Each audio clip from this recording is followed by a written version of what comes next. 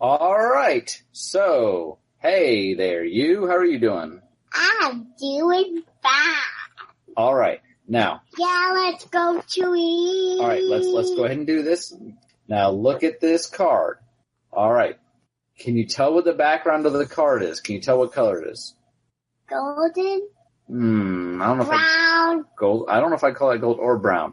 Are there numbers at the bottom? No. Are there numbers at the top? No. All right. What's in the picture? It's like there's this big water buffalo that has 4 things around his mouth. Tusks? Yeah. Okay. Is there anything else about it? Made out of bones. Oh, there we go. And then its legs are really, really close to the front of the picture. To the front of the picture. That's actually a really good description. And are there colors? Do you see any colors in the picture? Yes, I see red and purple and... Where's the red in the picture? The red's in the middle. Okay, and where's the purple? It's on the other side. The red is not. Okay. It's in between. It's the outside. All right. So that is actually, I think, as the father of this genius, I think that's actually a pretty apt description, but I don't know if you guys are going to get this one. A water buffalo with 4 things on its face?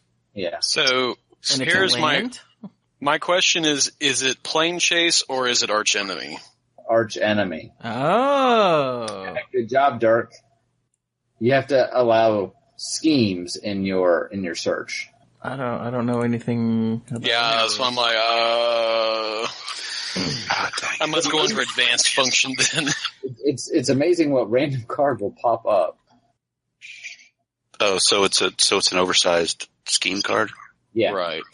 Okay. And it's got a water buffalo with bones. That's made out Oh, okay. Well, I don't think I'll be able to do this without looking at Gatherer. Yeah, I had to look at Gatherer because I don't know what any of these look like, but I found it relatively quickly. And I figured, and I almost didn't do it, but she asked to do it. So I was like, okay, let's do it. Is it Dance Pathetic Marionette? It is Dance Pathetic Marionette. Tell Chewie what he's won. She's gonna give me a blank look. That's exactly right. You have one. Ooh. Can I just get a hug next time I see you? Yeah, you give him a hug next time we see him. That's not funny. What you said? You win a printer. A printer. I'm not giving up my printer. He's looking in the room. So You win no. All right. a computer. No, we need this computer. Can I trade in a printer and a computer for 2 hugs? Yes, please. Yes. We're stopping. Say goodnight to everybody. Say goodnight. Say goodnight to everybody right now. Good night, everybody. All right. I'll be back in a little bit. Night, Sam. And guess what? You also win a phone. Yay. Hey, wait. If you win my phone, that means you have to help my clients. Yeah, okay. All right, we're good now. Sorry.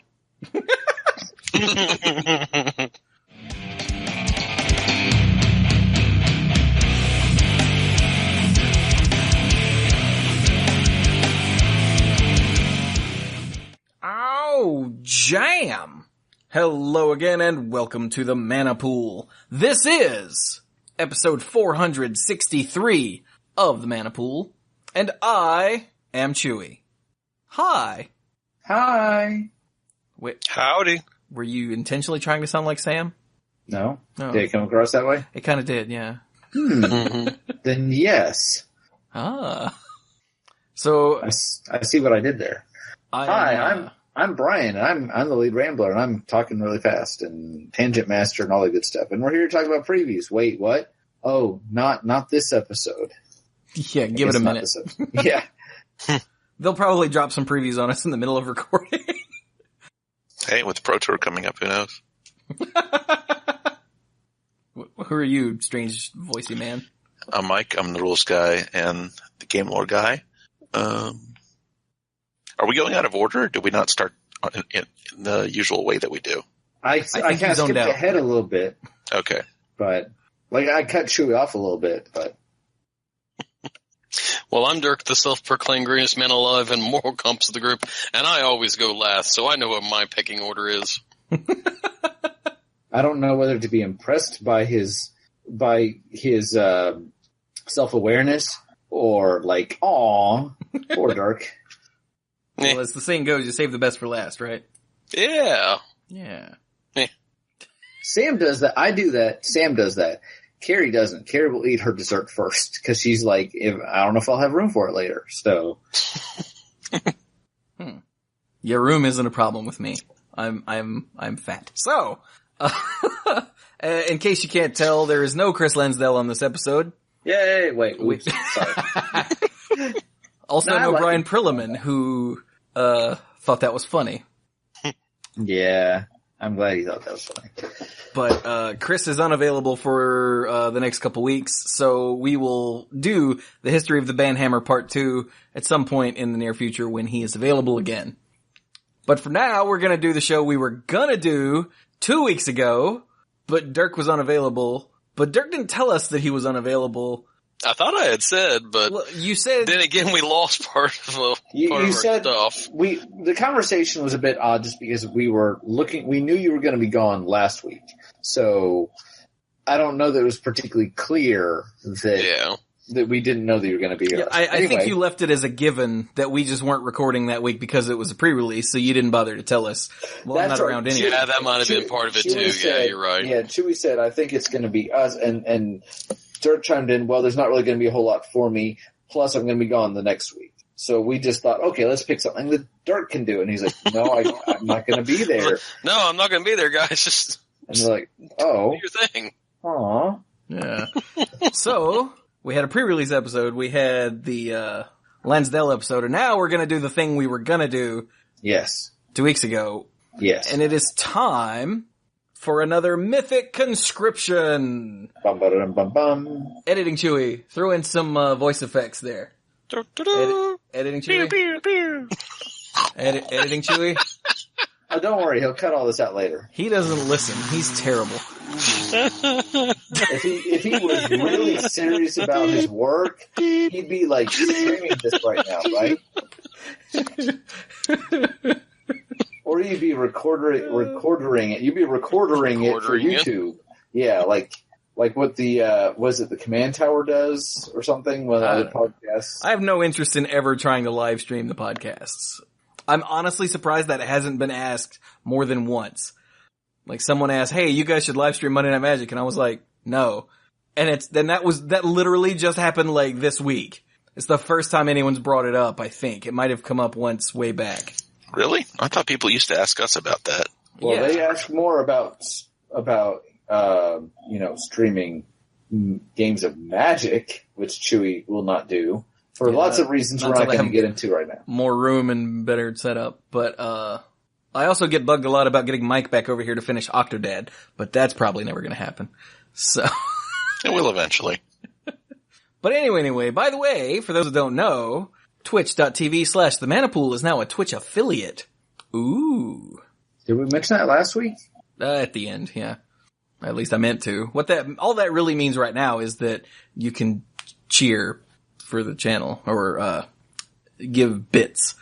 And if you don't know what that means, then it doesn't matter. And if you do know what that means, then you think that's awesome. Hopefully, you think that's awesome. Bits are Twitch's made-up currency. You can buy bits, or you can farm bits by watching ads and stuff. And bits are a way to essentially tip streamers. And for the longest time, that was only available to partners. But to be a partner, you have to have like an average viewership of some multiple hundred viewers, and you have to stream constantly and this and that and the other. And I'm like, yeah, we're never going to get there, so oh well. But they announced the new affiliate thing where the requirements were much lower, that we met them immediately as soon as they announced it. And we got the email, and so I got it all set up, and I use Streamlabs now, so when people follow or cheer or whatever else Streamlabs is for, it pops up on the screen like I was a professional streamer or something. Ooh. And I scare myself with it every single time, because I set the follow notification to the hurry up music from Super Mario 1. You know, the da-da-da-da-da-da-da-da, and I'm sitting here playing Guts and Glory, and I hear that, and I'm like, oh no, what's going on? So I'm a dumb. But anyway, yeah, so come hang out sometime. Whenever I stream, it goes out on the Mana Pool's Facebook page and Twitter. So if you ever catch one of those, you should come hang out and have some fun. Because we have fun. Last time I played Guts and Glory and Bit Trip Runner 2, which was entertaining, I was told. But anyway, right. So what we were gonna do, and now what we're gonna do this week is a Mythic Conscription. A Mythic Conscription, by the way, for those of you that might be new or would like a refresher, what we do is we look at an old set that came before the Mythic rarity and try to determine if there were Mythics back in those days, which of these cards would be Mythics, if any, because sometimes it's hard. Sometimes it's hard because there's too many, sometimes it's hard because there aren't any. And sometimes it's easy, like Brian claims this episode will be. As long as you guys didn't make the wrong choices, yeah. Well, I mean, that's...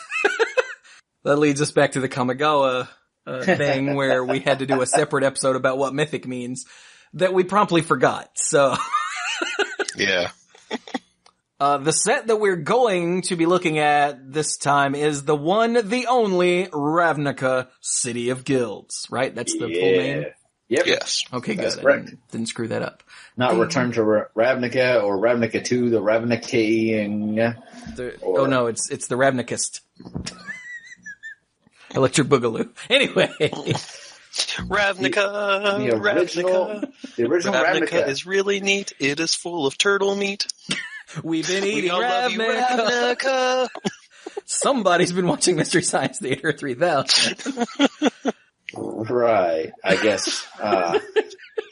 That's the only thing from Mystery Science Theater 3000 that I remember is that right there, the Dirt to Stick. And now that there's a new season of the show, everyone's losing their mind about it, and I'm like, I don't really like it. I just remember the Gamera song. Well, the monster movies were always my favorite one because if their jokes weren't funny, at least there was a monster movie to watch. Exactly.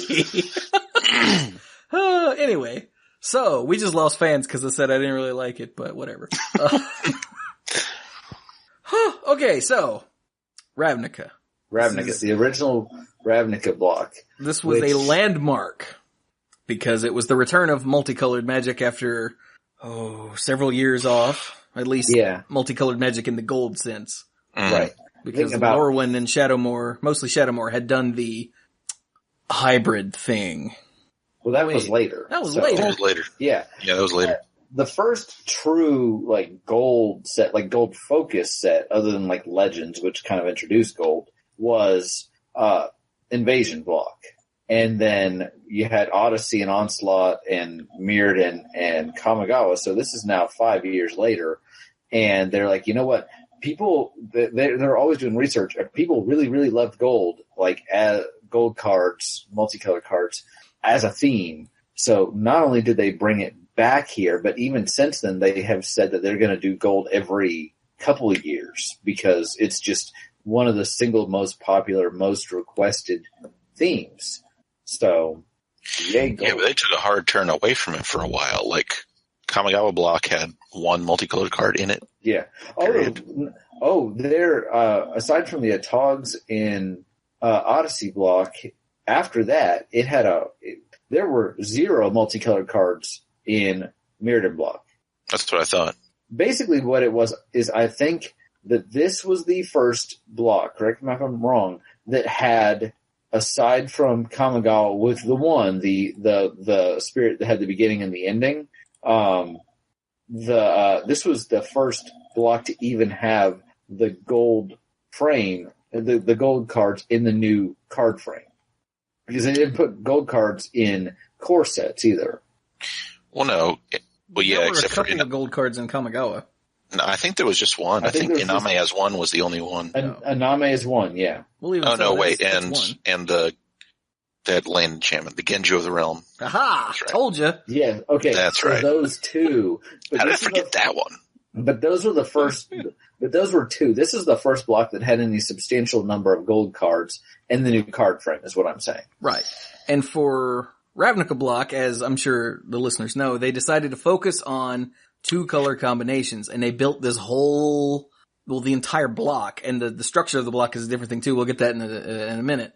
But they built this whole thing around 2 color combinations. Mm-hmm. And they named them all guilds and gave them all their unique, identities and unique mechanics and blah, blah, blah, blah, that were true to the 2 colors. And it was really cool. And everyone loved it. Yeah. And even though there's 10 of these guilds spread throughout the block, which would seem like a very complicated structure, because it's packed so cleanly into, these are the 10 2-color pairs, it's a lot easier to comprehend.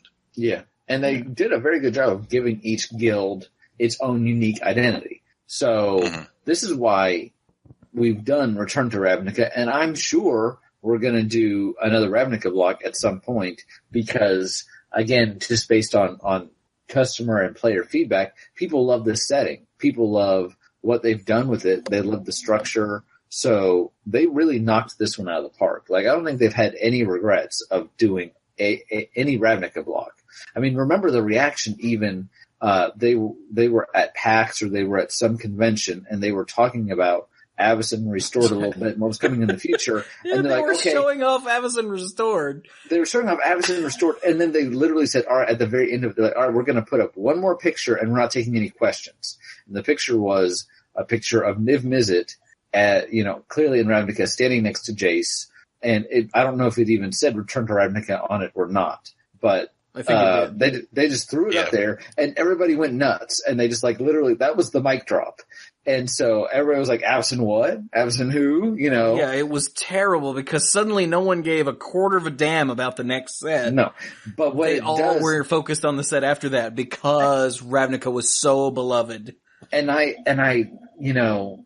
agree with that. And it really bothered me at the time. But just for the moment, thinking about what that means, like Chewie said, it really says a lot. It doesn't say a whole lot about Innistrad and whether or not people liked it, because I think time will tell. Innistrad was great. Everybody loved Innistrad, especially, and the more time went past, the more people were like, wow, that was really amazing.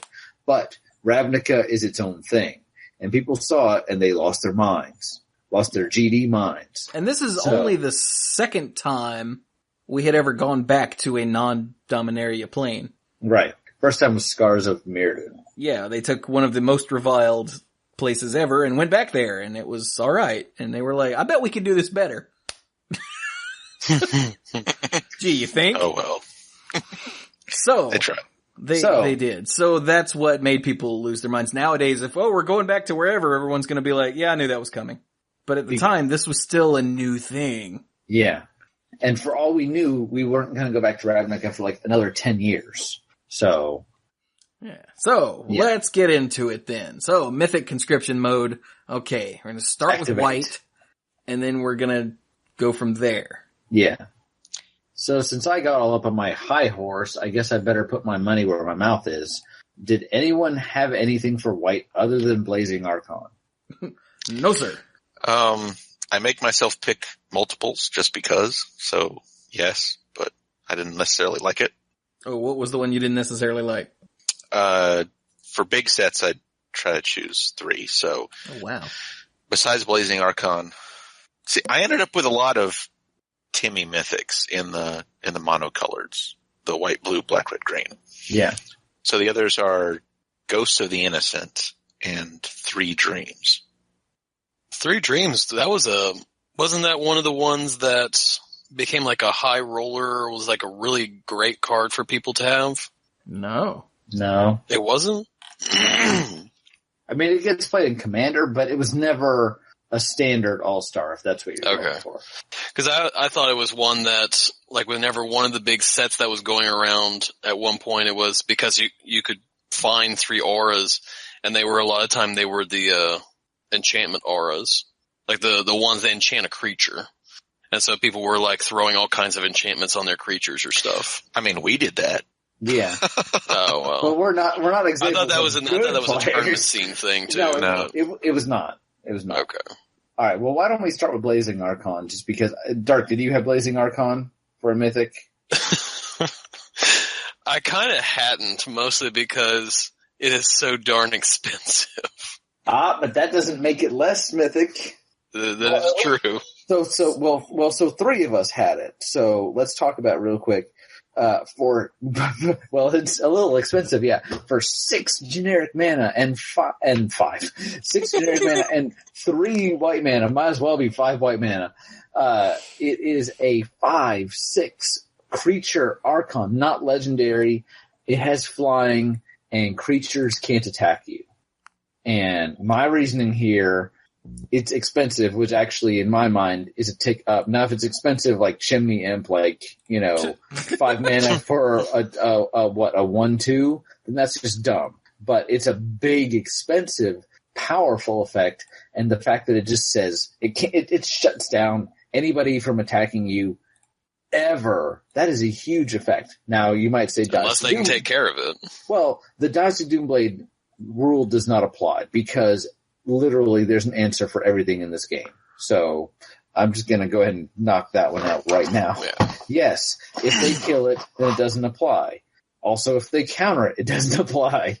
So, but while you have this to me almost embodies, like I saw this. I started with white and I'm like, this is exactly what a Mythic should be. It's big, it's splashy. And I also did some additional research. I thought so. This was the first printed Archon. Yeah. Mm-hmm. And there are only 10 Archons in the game as of today. So it's not like they're like, here's an Archon, here's an Archon, here's an Archon. Now granted, obviously, since this was the first one, we've had 9 more since then. So it's become a more popular type for them to use. But it all started with this guy. So that's it. That's what I got. Anybody want to disagree? Anybody want to agree? I mean, its ability is, at the time, even still really, is so out there. Like, creatures can't attack you. The hell you mean creatures can't attack me? That's what creatures do, is they attack. Not anymore, but it completely nullifies one of the main ways to win a game of Magic. Mm-hmm. And that's really big. And I mean, this could be a straight up win condition if, as was said, your opponent can't kill it. Let's not forget, it's still a 5/6 flyer. It's not like it's a 1/1 with this ability that they could just ping off. Right. Like, it's and in the meantime, it can smash in because it's got flying. So yeah, since your opponent's creatures aren't attacking, they're free to block, which means you're going to have problems getting in. But he can fly over them, and he's bigger than lots of things. It all just works together to be a big, powerful, flashy. And look at that art. Oh my god, art is freaking sick. Even after all these years, that art is still amazing. It's incredibly evocative. It's a big golden justice. Basically traded in scales for a sword. It's basically justice meets victory. Why wouldn't you want a bigger sword? And is riding a big ass golden lion who's charging into like, just looking at that art makes me want to punch someone that I don't like. But not him, not whoever controls him. Because no. So yeah, I mean, he's really the only thing that was flashy and game changing enough for me to go, oh, it's clearly Mythic. He's the only one I had for white. Now, usually I am 100% with Mike as far as picking multiples, but I looked at white. It's so bad. I didn't really see anything else, I'm not saying that he can't try and, his arguments won't be persuasive as far as the others, but I also thought that because there was such a heavy multicolor emphasis, I wasn't going to worry too much about getting more than one in each monocolor. That makes sense. Do you want to discuss the others you had for white? Ghost of the Innocent, I identified for a similar reason to what you said about Blazing Archon, is that it shuts down one of the main venues for how the game works. Mm-hmm. So for 5 and 2 white, it's a 4/5 spirit. If it's, just to make sure, if a source would deal damage to a creature or player, it deals half that damage, rounded down to that creature or player instead. Is that the Oracle text? Yes. Wow, it's unchanged since its original printing. That seems really rare. It is. It is for anything over 10 years old. So, especially something that monkeys, as Mike said, with the rules of the game this much. This is yet another one of these rares that I ended up with 5 of, not on purpose. I think I have a bunch of them too. Probably should play with more of them because that is a fairly powerful effect. But the problem is it works for everyone. So it is 100%. So that means you have to come up, if you're using Ghost of the Innocent to protect yourself, you have to come up with some other way of winning the game because damage is not going to work. Yeah. And it says the source. So even if you're like going with the burn plan, yeah. 80-point burn spell, yo. And but just play with Furnace of Wrath too. Oh, yeah, Dirk got it. But that defeats the whole... Dirk. No, it doesn't, because Ghost of the Innocence has rounded down. Furnace of Wrath has rounded up. So you're actually end up taking a little bit Furnace less. of Wrath doesn't round because it doubles. You don't need doubles. Yeah, hang on. So it just doubles. So if you round it down, you only deal with odd numbered damage coming your way. You're actually preventing one. Which happens first? Does it matter whose turn it is? It doesn't matter whose turn it is because the way this works for replacement effects as well as damage prevention effects. My head. The person who makes the decision is either the affected player or the controller of the affected object. So if there's a game with Ghost of the Innocent and Furnace of Wrath, doesn't matter who controls them, doesn't matter whose turn it is. If someone shoots a lightning bolt at Chewie decides what order to apply the effects. If someone attacks Dirk with a creature and they're going to deal combat damage, Dirk decides how to order the replacement effects. So if Chewie wants the Ghosts of the Innocent, let's say you're hitting with a lightning bolt, he wants the Ghosts of the Innocent to resolve first, it's going to cut the damage down to one. Down to then 1. It'll double to 2. To 2. But if you apply the Furnace of Wrath first, it will double to Nothing changes. 6. And half to 3. Yeah. And half to 3. Huh. Yeah, but I think the fact that this one is not one-sided is what made me not even think about it for Mythic, because while it is changing one of the major ways the game works, it's changing it for everybody, so it's less flashy and wow, and it's more, I guess I gotta figure out how to still win. I wonder if anybody's ever played this card like in Limited, and then only after and they probably even knew what it did, but only after they had out for a while did they realize I can't win either. This is not helping me. I can just very easily see that happening to somebody, So, all right. What was your other pick? 3 Dreams. 3 Dreams, and that was really just because you get a tutor for 3 cards, which seems pretty good, but they're very narrow cards. It's not exactly like Inspiration or something like that because. Inspiration, you only get to keep one of them. Right. And they don't have to have different names. Right. But these have to be auras, so. Yeah, they have to be auras. You get to keep all 3. But yeah. Wait, no, Inspiration just is a draw 2 cards. What the hell are you guys thinking of? Intuition. Okay. But you know what? Mike was right there with me. I mean, you're both dumb. Dirk, what did you have for white? There really wasn't any great ones that I could see, so. Okay.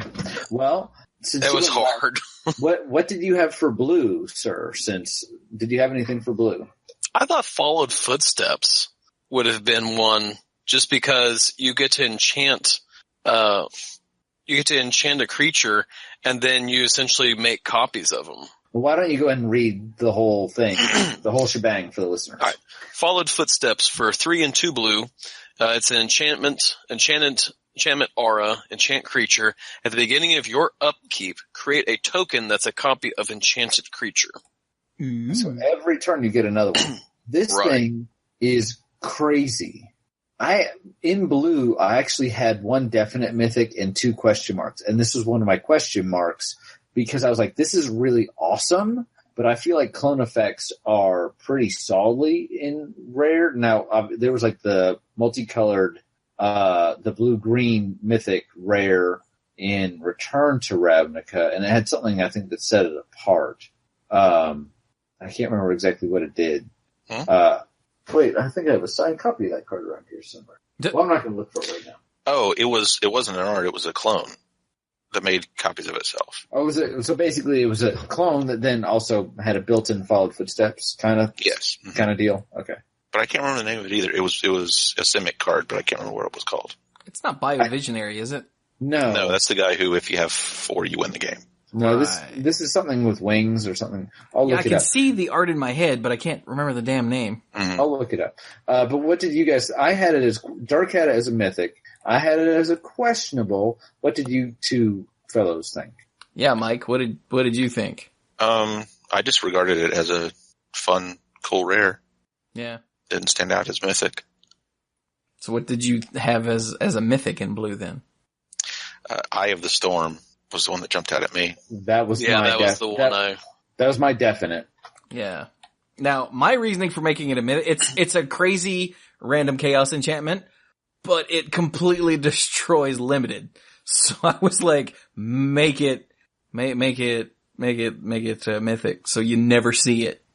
But that's a good reason. It doesn't seem to be like, if it was red, you wouldn't even have thought to make it mythic, because it's a stupid red enchantment, the red rare enchantment, which we'll get to shortly. So okay. I don't know about Eye of the Storm. So okay, the Oracle text. 5 blue. Whenever a player casts an instant or sorcery card, exile it. Then that player copies each instant or sorcery card exiled with Eye of the Storm. For each copy, the player may cast the copy without paying its mana cost. So I cast a Giant Growth while this is out. There's nothing on it. I exile Giant Growth, and then I get a copy of Giant Growth. And then next turn, Dirk plays a Rampant Growth. And then we exile the Rampant Growth, and then he gets a Giant Growth and a Rampant Growth. And as long as nobody's a jerk and disenchants it, like Mike did that one time when I had Eye of the Storm out and it was awesome, everybody was ramping because he was a jerk, it'll just keep going. And it probably needed to go, honestly, but it does. That doesn't change the fact that you're a jerk though, Mike. It literally says every time somebody plays an instant or sorcery, that person also gets a copy of any other instant and sorcery that's been played since Eye of the Storm's been out. And it's really funny. It's really funny when someone goes, cast this, and someone goes, counter that. Well. Got bad news for you, bruh. Now there's a counter spell under Eye of the Storm. Good job, idiot. Yeah. Gabe has a deck that uses this to do a crazy high tide fueled combo kill, and the kill used to be a giant brain freeze with 1,000,000 Storm copies, but that was too easy, so he took it out. And for the last while, the win condition has been Mind Bomb. Jesus. Yeah. That's a game deck. But anyway, so I feel like Eye of the Storm is giant. It's splashy. It has a huge effect on the game. So I think it's definitely mythic. It sounds like everybody's pretty much in agreement on that. Mm-hmm. Yeah. Okay. Yeah, I still don't. Progenitor Mimic. That's the one. I brought it up. So I was going to try and feed that in there, but I didn't want to interrupt what we were talking about. I still don't. It still just feels like I said, it feels like if this was red, no one would even have thought about making it a mythic. But it's not. Well, red. If it was red, it wouldn't do this. It would do like the target. Red would do something that you wouldn't know how to control properly. Okay, well, that's a good point. You wouldn't know what the result would be. There's no randomness in this at all. You know exactly what's going to happen every time. It would be like, well, who's that? Mayor Nogginfloggin or whatever on Hearthstone, where all targets are chosen random. It would be like that. This is a lot less. I get your point, but I think it's telling that it isn't red, and it's in a color where this sort of thing can be abused, and it appeals to a lot of Timmy, Johnny, and if Spike finds a way to use it, then it's all over the place. So, I mean, there was a deck was it Vintage for a while that used this? Or there might still be? I think you're thinking of that the other thing. I think you're thinking of Omniscience. No, I think he's thinking of... No, that's definitely not what I'm thinking of. No, there's a blue enchantment that whenever a player casts a non-creature spell, everybody else gets it. And I think you're thinking of that with the oath, not the oaths. Yeah, the oaths? Yeah, Oath of the Hive Titan. Mind? Hive Mind. Hive Mind. I think you're thinking of Hive Mind. Hive Mind and Eye of the Storm, I actually get those confused sometimes. Yeah, because Hive Mind you cast one of the oaths. Pacts. Yeah, not the oath. Yeah. Same meaning, almost. Oath, different cards. Pact, Bear. Yeah, you cast Hive Mind with a pact, and then your opponent has to cast it and loses. Yeah. Yep. That's okay, how then. works. Got it. My bad. So yeah, I think it's telling about how I read these cards, is I look at this, I skim through it once, and I go, that's a big stupid rare enchantment, never mind. And I don't even think about it. So, nice. Thank you for catching me on that. No problem, because I also had that thought too. My other question mark, and honestly, it's a really weak question mark, but I thought somebody else might mention it.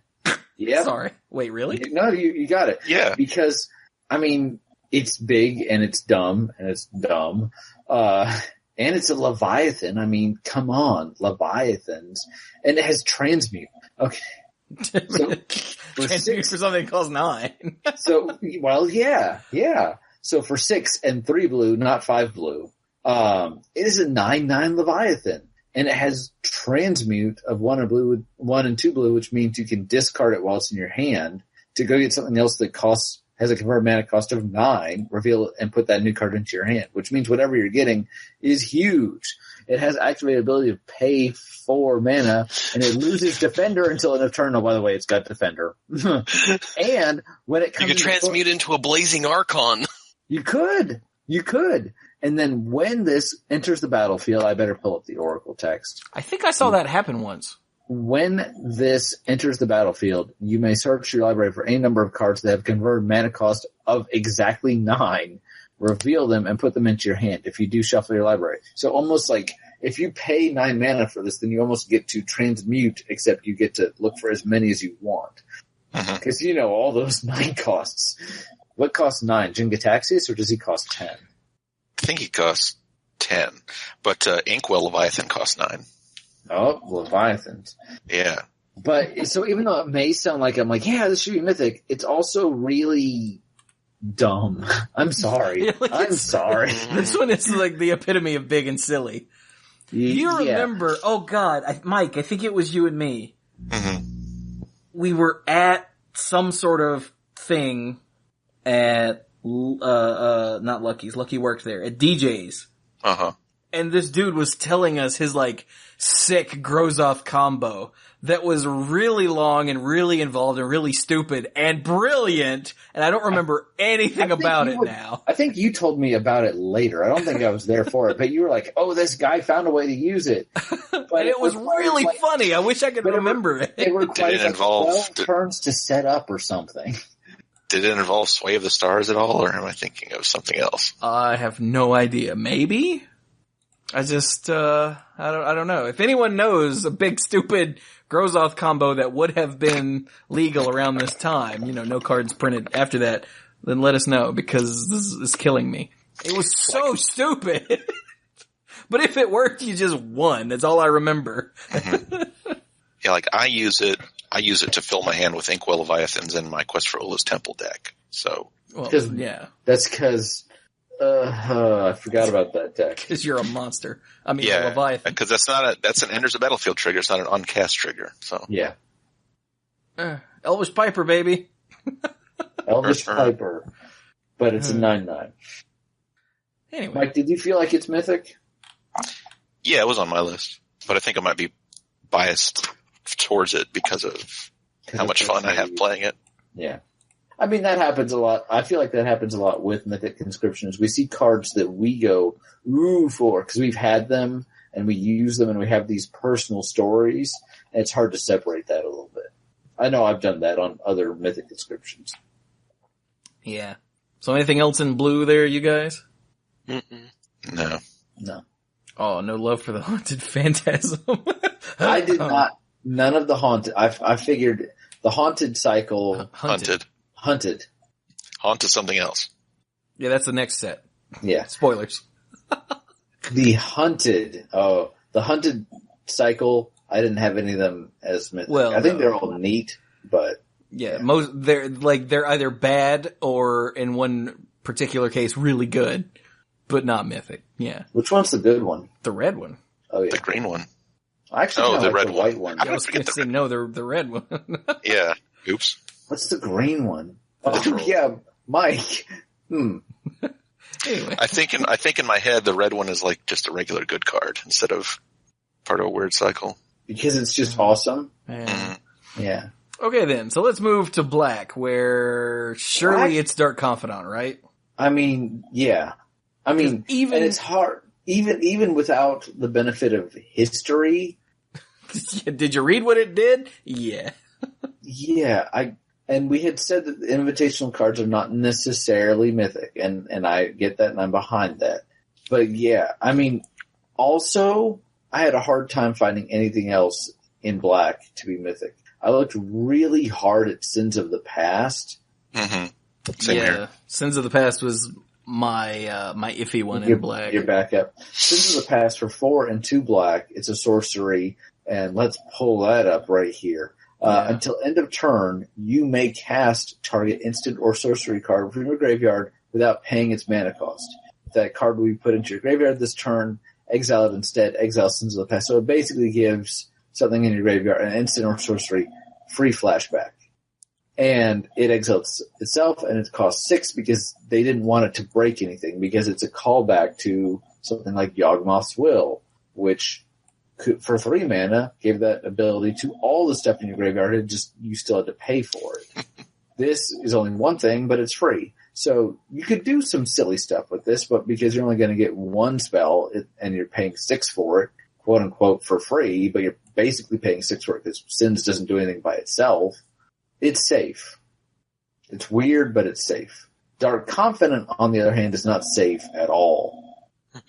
What's Dark Confidant do? Somebody, anybody. For 1 and a black, it's a 2/1 human wizard. At the beginning of your upkeep, reveal the top card of your library and put it into your hand. You lose life equal to its converted mana cost. Yeah. Now, you might be thinking, wait a minute, there are things like, what's the every turn, draw an extra card, Phyrexian Arena, that you didn't put as mythics.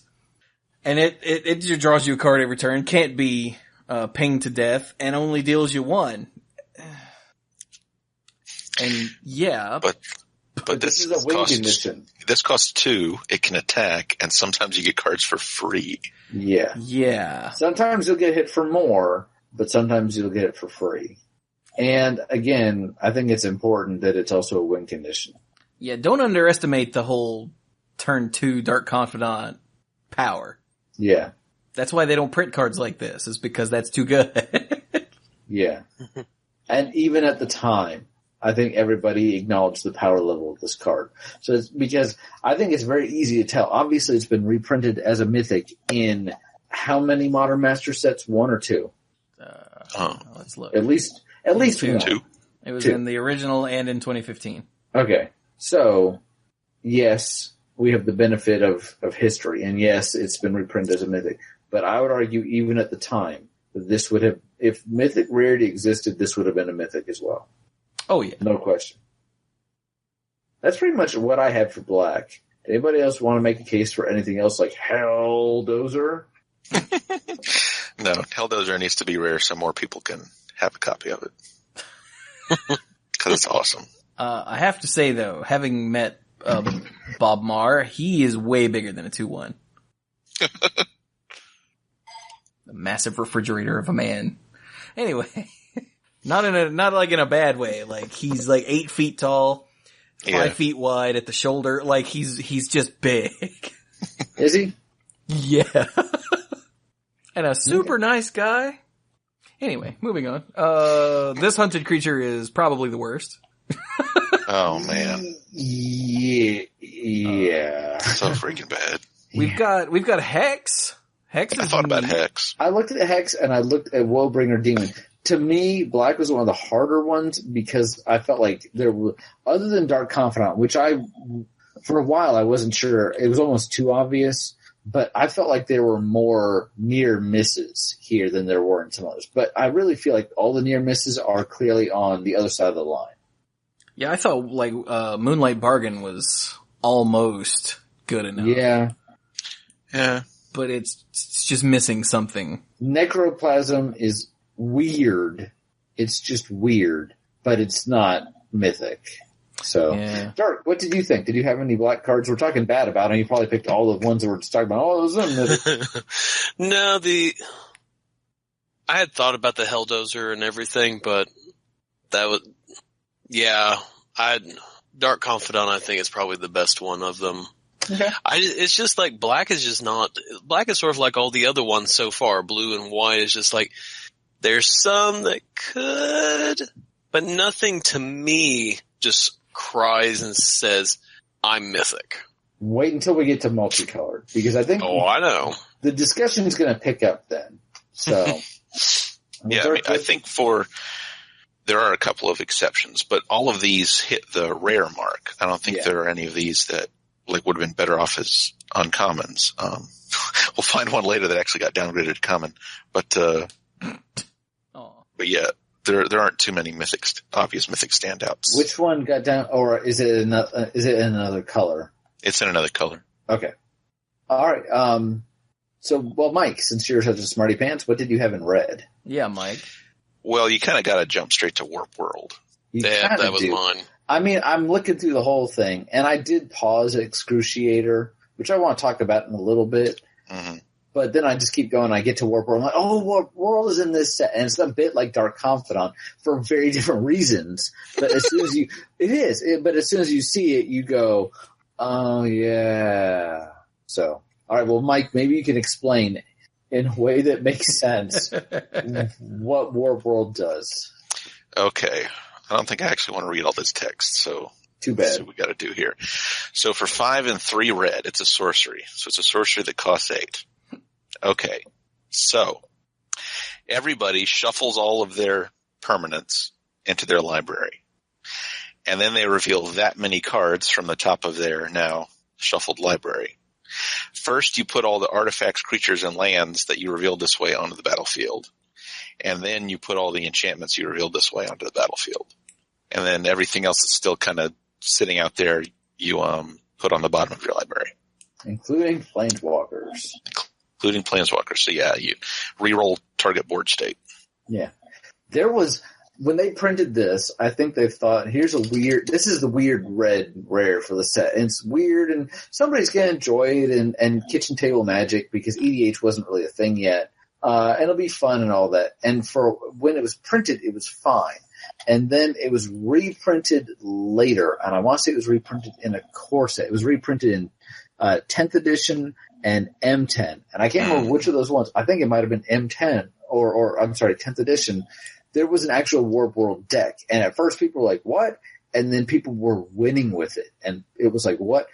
It was a token deck that would spam tokens out onto the board and then basically use Warp World to replace those tokens with things that were much bigger and scarier and while at the same time decimating the board state of your opponent, especially if this deck played very well against control, because you could protect Warp World from being countered and with certain ways, and then the control player would have very few permanents, and then when they re-rolled it, chances are with the density of non-permanent spells in their deck, they'd probably end up with an even worse board state than what they had before. And you're just going to run them over. This was a deck that won tournaments, ladies and gentlemen. Didn't it use hunted creatures because the token ownership rules were different?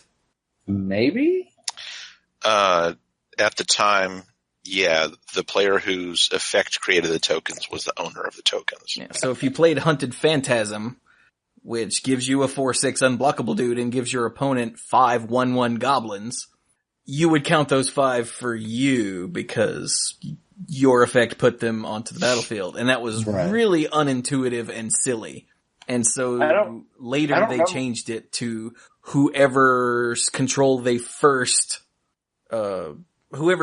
when they first appeared. essentially. So if you play Hunted Phantasm and then Warp World, now your opponent gets 5 extras. Yeah. I don't remember if the deck played the hunted creatures or not. Because again, it didn't really take off when Ravnica was in standard originally. I don't think it did. It was the stupid land that gave your opponent spirits. That's what it used. The Forbidden Orchard? That's the one. Okay. But I don't think Brian is remembering, or at least Brian is saying he's remembering a deck from a much later time period. But I'd have to go back and research it. So maybe I'm talking out of my butt. I don't think it took off like immediately. I thought it needed some help from something. So, but we're talking about over 4 years ago. So who even knows? Am I right? Warp World, Mythic, I would say yes. You want to talk about a spell that literally fundamentally changes the game, and in a weird way, it's almost like land destruction and creature destruction and enchantment destruction, everything rolled into one, and it replaces it, but it replaces it at random, and it's a huge effect. It's just mind-blowing how much this will change the game.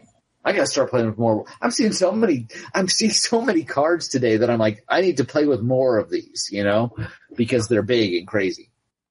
So anyway, I'm calming down now. Sorry. I think it's a Mythic. Does anyone disagree? Let's see here. Okay, here we go. Here's one that top aided a PTQ in Illinois in 2009. 2009. Okay. Birds of Paradise, Broodmate Dragon. Broodmate Dragon. Okay, well that would have been Alara block. Mm-hmm. Well, I mean, it was 2009. So this is when the card was printed in 10th edition. Yeah. Or M10. Or M10, yeah. And this was after that rules change. Okay. After the rules change? Okay. Well, because you get the dragon token, so. Well, that doesn't matter in this particular case, because the Broodmate Dragon just gives you the copy, so. Right. And then if you flip one from the Warp World, now you got another token, so. So the reason that I say this was after the rules change is down here in the rulings for Warp World in 2009 is when it says, note that a token's owner is the player under whose control it first entered the battlefield. That's what made me remember the rules change, but this was from earlier in 2009, so I don't know when that rule changed, but it's not using any of those anyway, so it doesn't matter. Yeah, I guess that's so it was from early in 2009? July 2009. Okay, yeah, because I guess the rule would have changed in like August or September when M10 was released. But this was also in 10th edition, so. Okay. Weird. A little bit, yeah. So yeah, sorry we're getting bogged down on this, but it's a fascinating card. And yeah, this was much later that this deck Brian was talking about happened, but it did happen. And it used, Siege Gang Commander. Oh.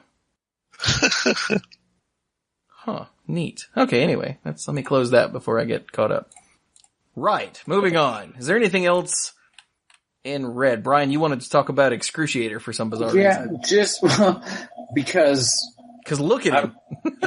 I realize not every big creature has to be mythic. I realize that there are many, many, many crawl worms out there. Scaled worm, baby. But now you're getting fancy. Still traded with a stupid crawl worm, though. Yeah, but anyway.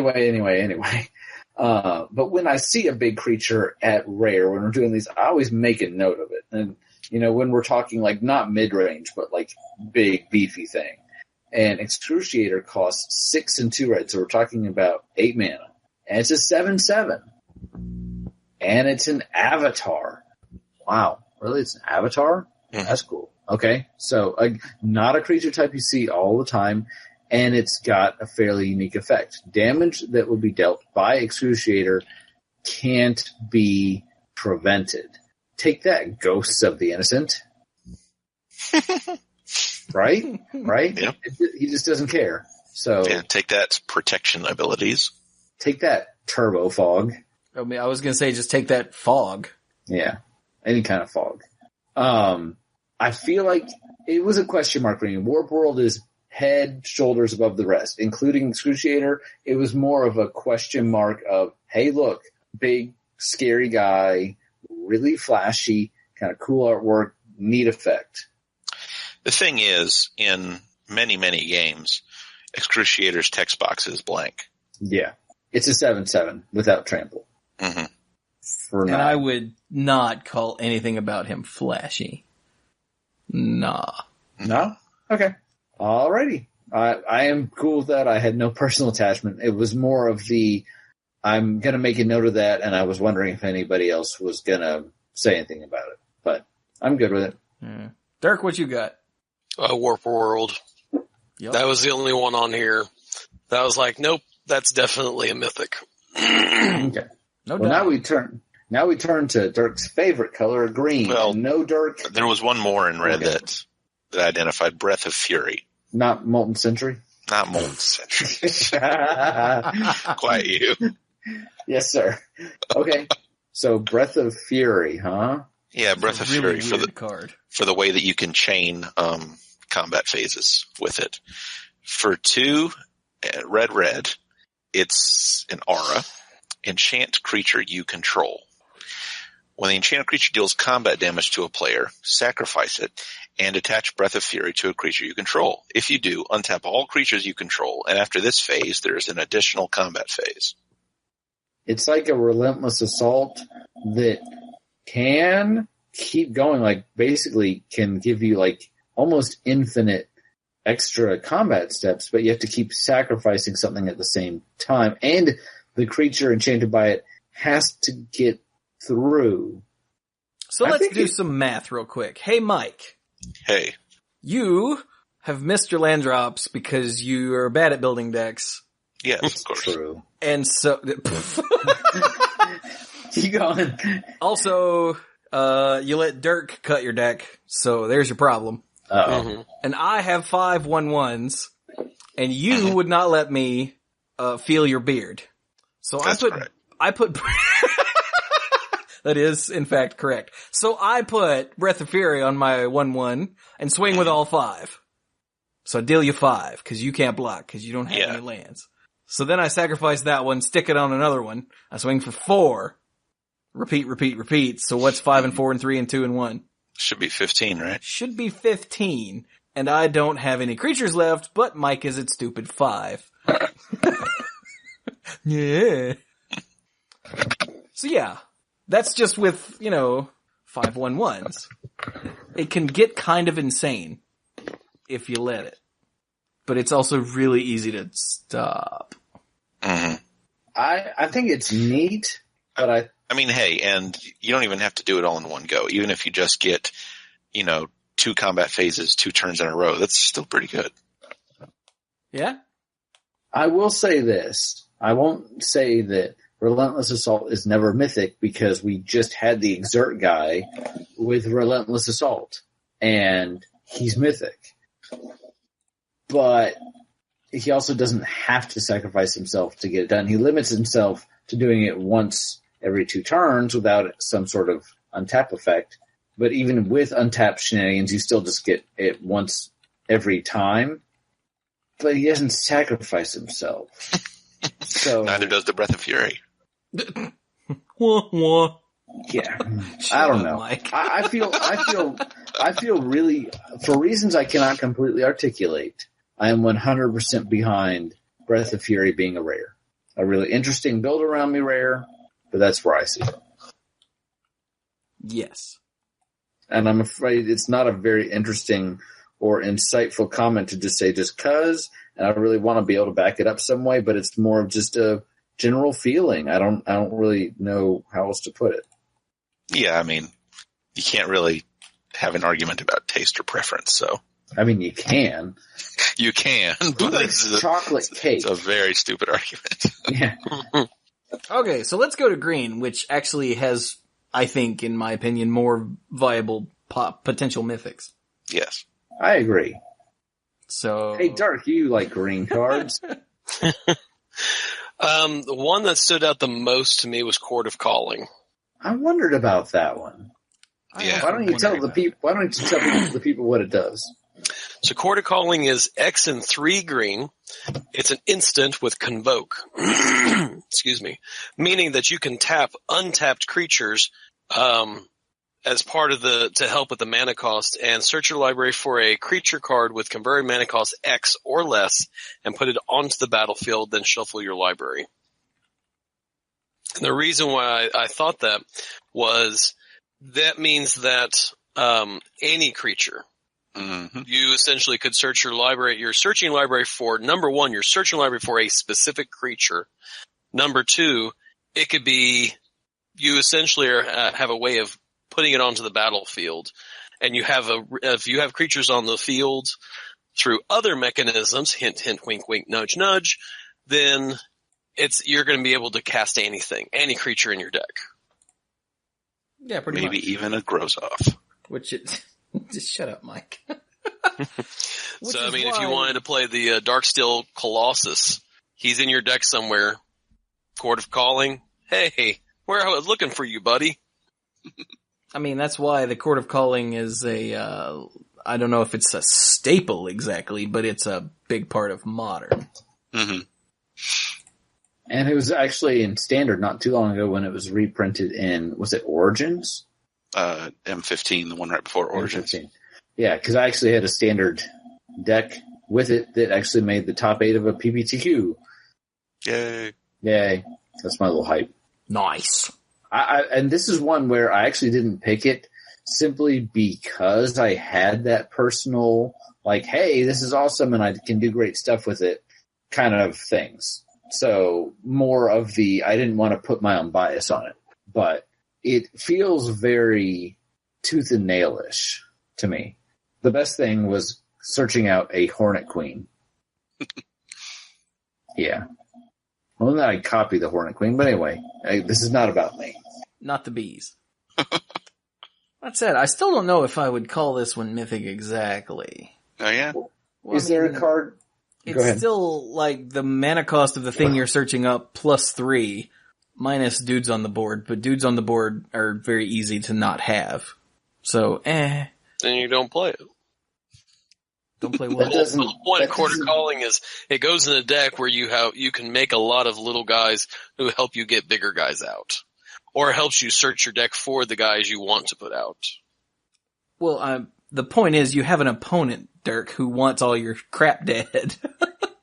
And your face. Well, then you build a deck that actually accounts for that. Like my deck. Wait, I'm sorry. Dies to Doomblade. Next. Well, Chewy, what is a green card that you think is a good candidate for Mythic? Well, let's see. I might be biased on this one because, Mike is one of my best friends. I mean, can you guess which one I'm gonna say? Life from the Loam. Life from the Loam, yeah. Mm-hmm. Interesting. It'd be funny if Mike didn't pick it. I mean, I don't know if by itself what it does is necessarily mythic-y, but I've seen what people do with it, and I'm heavily biased towards it because of that.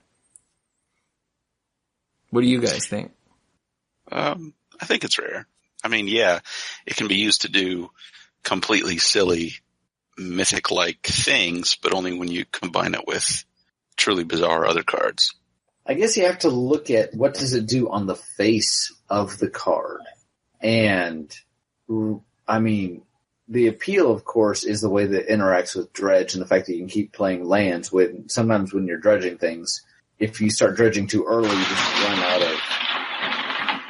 Whoa, was that thunder? I'm telling you guys, it's thundering out here. Holy crap. I thought Chelsea had knocked over the wall or something. Yeah, I thought everything had fallen off of someone's desk. Good oh Lord. no, I'm right in the middle of the storm right now. Okay. So that struck directly behind Dirk's ear. Got it. Well, if you fall off the call... I'm watching a fireworks show outside right now. Just be sure to let us know if you fall off the call, okay? Well, that's why I sent the email that said, just so you guys know, thunderstorm's coming through. If I disappear, it's because the power went out. All right, so if Dirk falls off the call, we need to send A rescue crew. Got it. So I feel like Life in the Loam is a very good card, and I feel like the potential is there to do broken things, but there's also the potential to do broken things with every now and then an uncommon, so that's not that's more dependent on the metagame than anything else. What does this card do? It lets you return up to 3 target land cards from your graveyard to your hand, which is good. It's just not like, wow, it's Mythic. And yes, it has a decent dredge of Dredge 3, and it's efficient because it only costs 2 green. But is it Mythic? I'm kind of like, I don't know if it's flashy enough. Yeah, and probably not. At the time, lots of the things that the dredge decks do didn't exist. Yeah. So this was purely, back then, just value, get back your lands. Yeah. And then put more things in the graveyard to dredge later. Yeah. It is probably one of the best spells with dredge, period. Oh, yeah. Yeah. And we can talk about Golgari Grave Troll because he's been on and off of the modern ban list so many times, but he was on, and they took him off. They took him off, and they're like, "Yeah, let's give him a shot." And they're like, "Yeah, he needs. There's a reason he was on there." They put him back on. Well, they put him back on after Cathartic Reunion entered the format. Yeah, also true. But still, I don't think that by himself he's Mythic. Yeah, I mean, he's a skeleton troll. That's a thing. That's awesome. And the fact that he has the potential to be huge is interesting. I think that always appeals to a lot of people, and it's very flashy, as far as, this can be as big as your imagination.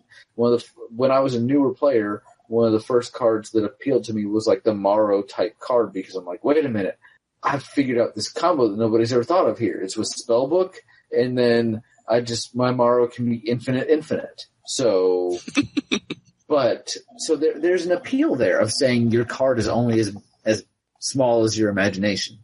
But at the same time, I'm okay with it being rare. I think I'm going to have to come down with... Wait. Mike, did you have any comment on the Grave Troll? I did think about it. I had to think about it for a while. And I think now my conclusion is rare, but I did wonder, because it can get really big, because its dredgeability can feed itself so strongly and help it to become really big. But then I thought back and I was trying to remember the impression I had of what the designers had in mind for how to view the dredgeability and how to consider the dredgeability and how it worked. And I don't know if it would have been Mythic with the understanding they intended to have of it. Their poster child, when they previewed the first card with Dredge to say, hey, this is what Dredge does. I think one of the very first cards they previewed was Graveshell Scarab. Yeah, that's the exact example I was thinking of. And which has a dredge of 1, and there's like, ooh, you only have to put 1 card into your graveyard to get this back. Now it's like dredge 1. What the hell am I supposed to do this? Right. Yeah. It's overshadowed by most of the other spells with dredge. Mm-hmm. So what they thought players would do with it and what players ended up doing with it are 2 very different things. But that's also, a lot of that came about because of Time Spiral Block, which is its own thing. But I don't know. I think the shine came off of Graveshell Scarab pretty quickly, just after Ravnica was printed. I think as well, but I'm saying the real power behind Dredge really started to take off once you had the Amoeba that jumped out and some other enablers that Time Spiral gave you, and it was like, oh shoot. So the one that I probably had the closest to Mythic, in green it was kind of similar to black in that I had a lot of close calls. My strongest vote is probably for Doubling Season, which feels like a little bit like Dark Confidant, and it's so obvious, and partially because we know now what it does, and it does something now that it didn't do before, which is loyalty counters, because Planeswalkers didn't exist at the time.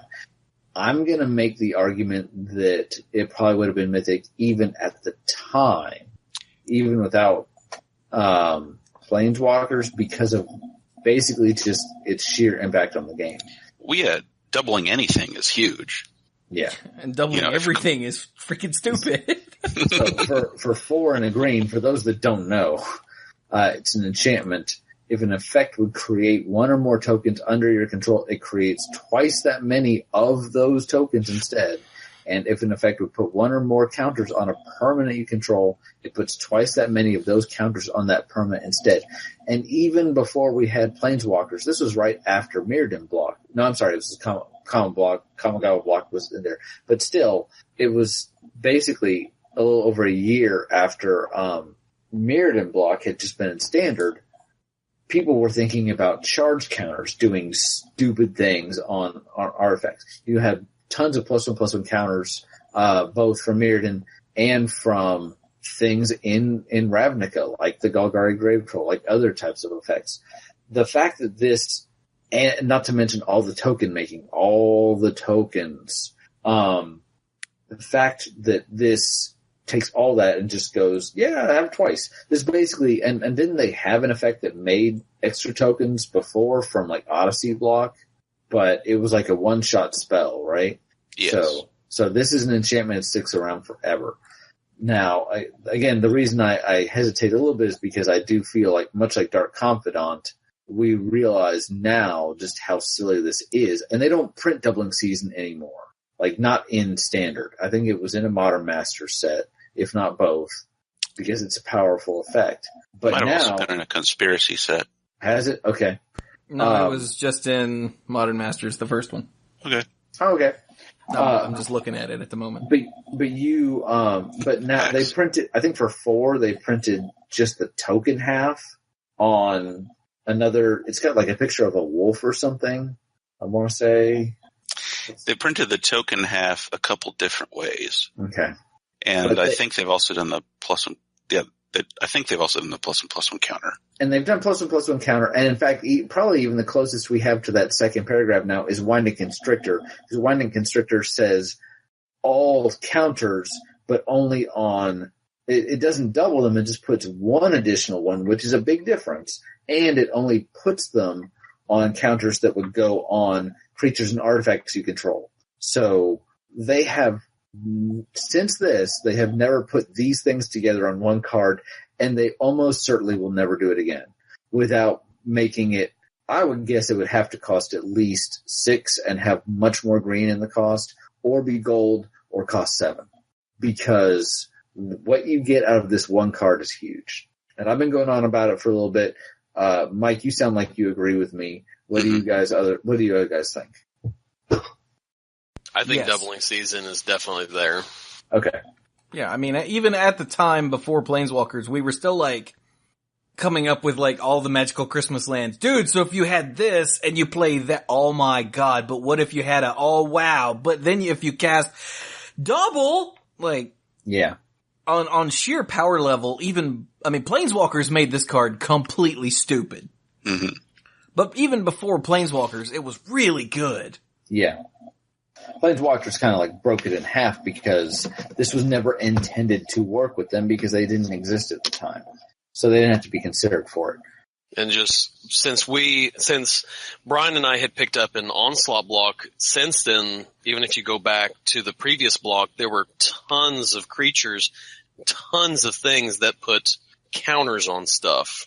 Mm-hmm. You know, like what were the creatures that had like counters, and whenever they took damage, instead of dying, they removed a +1/+1 counter or something. The Phantoms. Oh yeah, the Phantoms. So I mean, even something as obscure as the Phantom creatures benefit from this, and they're it's all over the place. The Darksteel Reactor benefits from this. You know. And before anyone emails, yeah, we know. The way the Phantoms worked was they entered the battlefield with a set number of counters on them. Well, right? yeah. Yes. And when they took damage, you would prevent all that damage and just remove one. But that means they lasted twice as long because Doubling Season. Yeah. Well, let's not even think about the Neshoba the Nantuko that could put counters on itself. Yeah. Mm-hmm. So yeah. The rest of green, I got nothing for the rest of green. They all seem pretty meh. Yeah. I mean, I love me some Ursipine, but it is a hard rare. Yeah, and I love me some Vinelasher Kudzu, but same thing. Same thing. And Mike I loves feel the same way about Troll. this. I feel the same way about the Sage. But the like Sage Hunted is Troll, solidly a rare. Oh yeah, I like Hunted Troll a lot. Yeah. It's a really good, maybe not really good rare, but it's totally a rare. Yeah. Yeah. Primordial Sage pretty much goes in green decks that like to play creatures, which is Which is like saying it's green decks that like to run forests. Like, oh. Yes. Yeah, that's always this, for me, it's the biggest drawback to green is that you have all of this mana ramp and all these great creatures, but then you very quickly run out of hand. Yeah. And so this was one of the ways you could replenish that hand, have a decent sized creature and everything, so you actually had something to do. But like I said, it's solidly a rare. Yeah. Mm-hmm. So before we get into multicolored, jump down to the colorless stuff. Oh, before we leave green. Before we leave green. Oh. So Scion of the Wild, this I mentioned this earlier. It got reprinted at rare in 10th edition, but it got reprinted at common in Modern Masters 2015. That was one he had mentioned earlier. That got downgraded. Scion of the Wild. It got downgraded to common in. Does the Modern Masters reprinting really count when it comes to... It's a common? I mean, I knew it got downgraded, but common, wow. Lost some money on that one. You invested in it? No. Okay, good. I think I've got one or two in my binder, but... Like, the Modern Masters rarity is really weird when it came to the lower rarities. Mm-hmm. But I had completely not even remembered that. That's painful. Poor little dude. I used to be the top. No, you didn't. Shut up. So, okay. Down to the colorless cards. We have, the dual lands, or the shock lands, no. I mean, they're awesome, but no. Yeah, if you make them mythic, then you end the world. So let's not do that. What about these other artifacts then? Honestly, I got nothing. I think we can break them down into two overarching groups. There are the guild artifacts and then everything else. And I think it's one of those things where you can have an incomplete cycle and a cycle can be staggered across different rarities, but I don't think any of the guild artifacts, which would be the artifacts that use colors from a particular guild, would be mythic. Nah. That would be Bloodletter Quill, Crown of Convergence, Plague Boiler, and Sunforger. And I love me some Sunforger. I really do. Sunforger is really, really awesome. But I don't think it's mythic awesome. These are rare. So. And like of the rest, I love Cloudstone Curio. I've done really weird, stupid, bizarre, awesome, crazy things with it, but it's not mythic. Yeah. No. Nullstone Gargoyle is giant and kind of has a big effect for 9 generic mana. It's a 4/5 artifact creature gargoyle with flying. And its effect is whenever the first non-creature spell each turn is played counter to that spell. I'd argue that's pretty big. And yes, this is an expensive spell, but it is very symmetrical. And I don't, again, maybe more feeling than anything else, but I don't feel like it's mythic. Does anybody else feel like it's mythic? I don't know. Maybe. Possibly, maybe. Like, if we had to pick one, it would be that one. Yes. Of all the artifacts, that one is probably the most mythical? Mythic. Oh, mythical. Why have I been saying mythic-y all this time when there's already a word for what I'm trying to say? Oh my god. Because you're bad at this game. I'm bad at this game. So, I don't know. I just thought before we get to the good stuff, we would jump down and knock those out real quick. And we're done now, so... Multicolored. There are, once again, for grouping purposes, obviously each guild has a number of multicolored cards, but I would break it down into basically, I'd say 4 groups. One is the smaller guild leader, where every guild has a smaller legendary creature card. It doesn't cost as much as the one I'm about to get to. Usually has a somewhat smaller effect, but still fairly potent and is a lot more efficient. Then you have the big guild leader, and that is usually much more expensive and has 2 of each of its guild colors in its mana cost and has a generally bigger effect. The third category I would say would be the rare hybrid cards. And keep in mind, this was the very first set ever to have hybrid mana symbols. So, and each guild got exactly 1 rare hybrid card. So I wanted to throw that out. And then finally, the catch-all for everything else. So... yeah, each one has 4 others.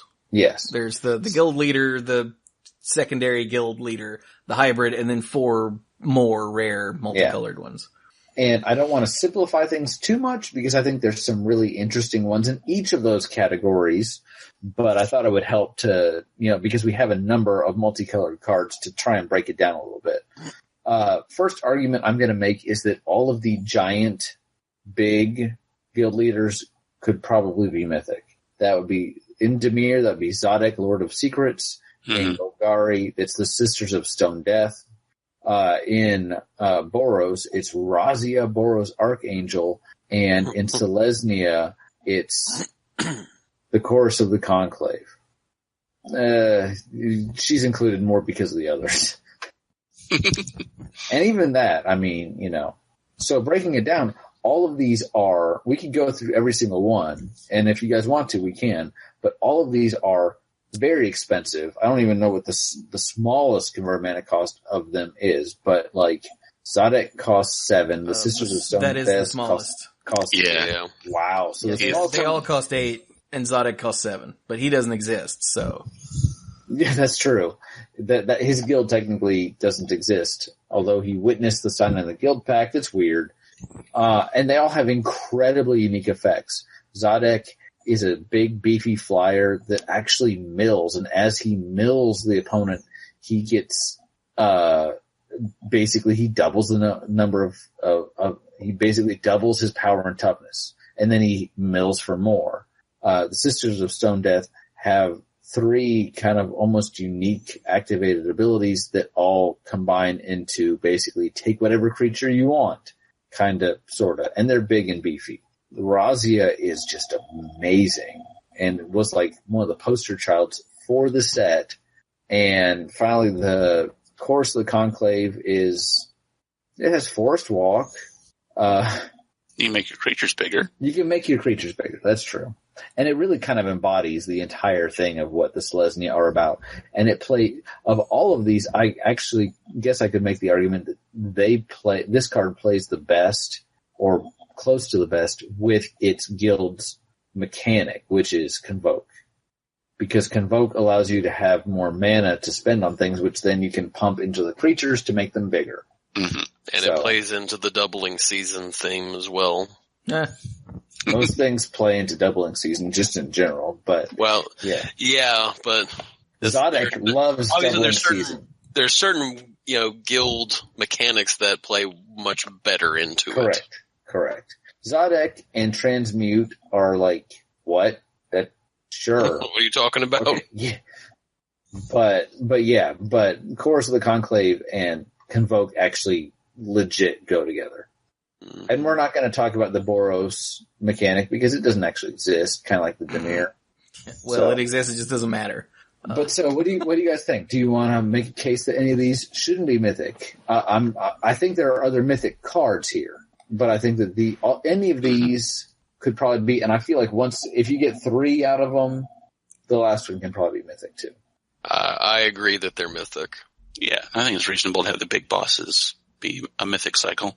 Yeah, not only are they, like Mike just said, the big bosses, but they're all very flashy and huge and ridiculous in one way or another. Mm-hmm.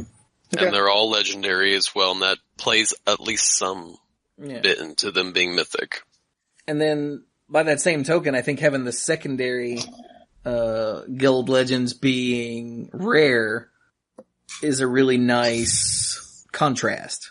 Because they're smaller, they're more compact, they're less insanely flashy. Yeah, and boom, knock it down a rarity, call it a day. And I do think there's some very interesting ones here in the secondary ones, like Savra. There are whole decks that are just built around her. She's a very popular commander. But I think they're very safe at rare as well. I'm looking at these, and I think they're okay. Yeah, I mean, the reason that Agris Kos, Wojek Veteran, and it's not Argus, for all of you millions of people out there who call him Argus Kos, Brian, it's Agris. Because the R is after the G. This bothered me a lot back in the day. I'm looking at it now, but honestly, when's the last time I saw one played? So, well, yeah, back in the day, though, this was a ridiculous choice for an aggressive red-white commander. Because there weren't better options necessarily. Well, back in the day, it was just a good choice for an aggressive red-white deck, because that's what Boros was all about. And red and white were two of the samurai colors in Champions of Kamigawa block as well. True. But he's not mythic by any stretch of the imagination. Tulsimir Wolfblood, you could almost make a case for being mythic just because of the double... just because of pumping, the double anthem effect. And it's really not fascinating, but it's really unique how he creates a legendary token. Yeah, who, contrary to what it says, is actually a 4/4. Yeah. Hopefully if you play this, you realize that fact. If not, you need to read the card. Okay, so that gets the legends out of the way. Those are pretty easy. What about the hybrid cards? Keep in mind, like I said, that this was the first set, period, with hybrid mana card. It's not like these are the only hybrid cards there were. Also true. Did they have any at common? I know they had I know they had mages, the guild mages at uncommon, along with some others, like that double strikey dude.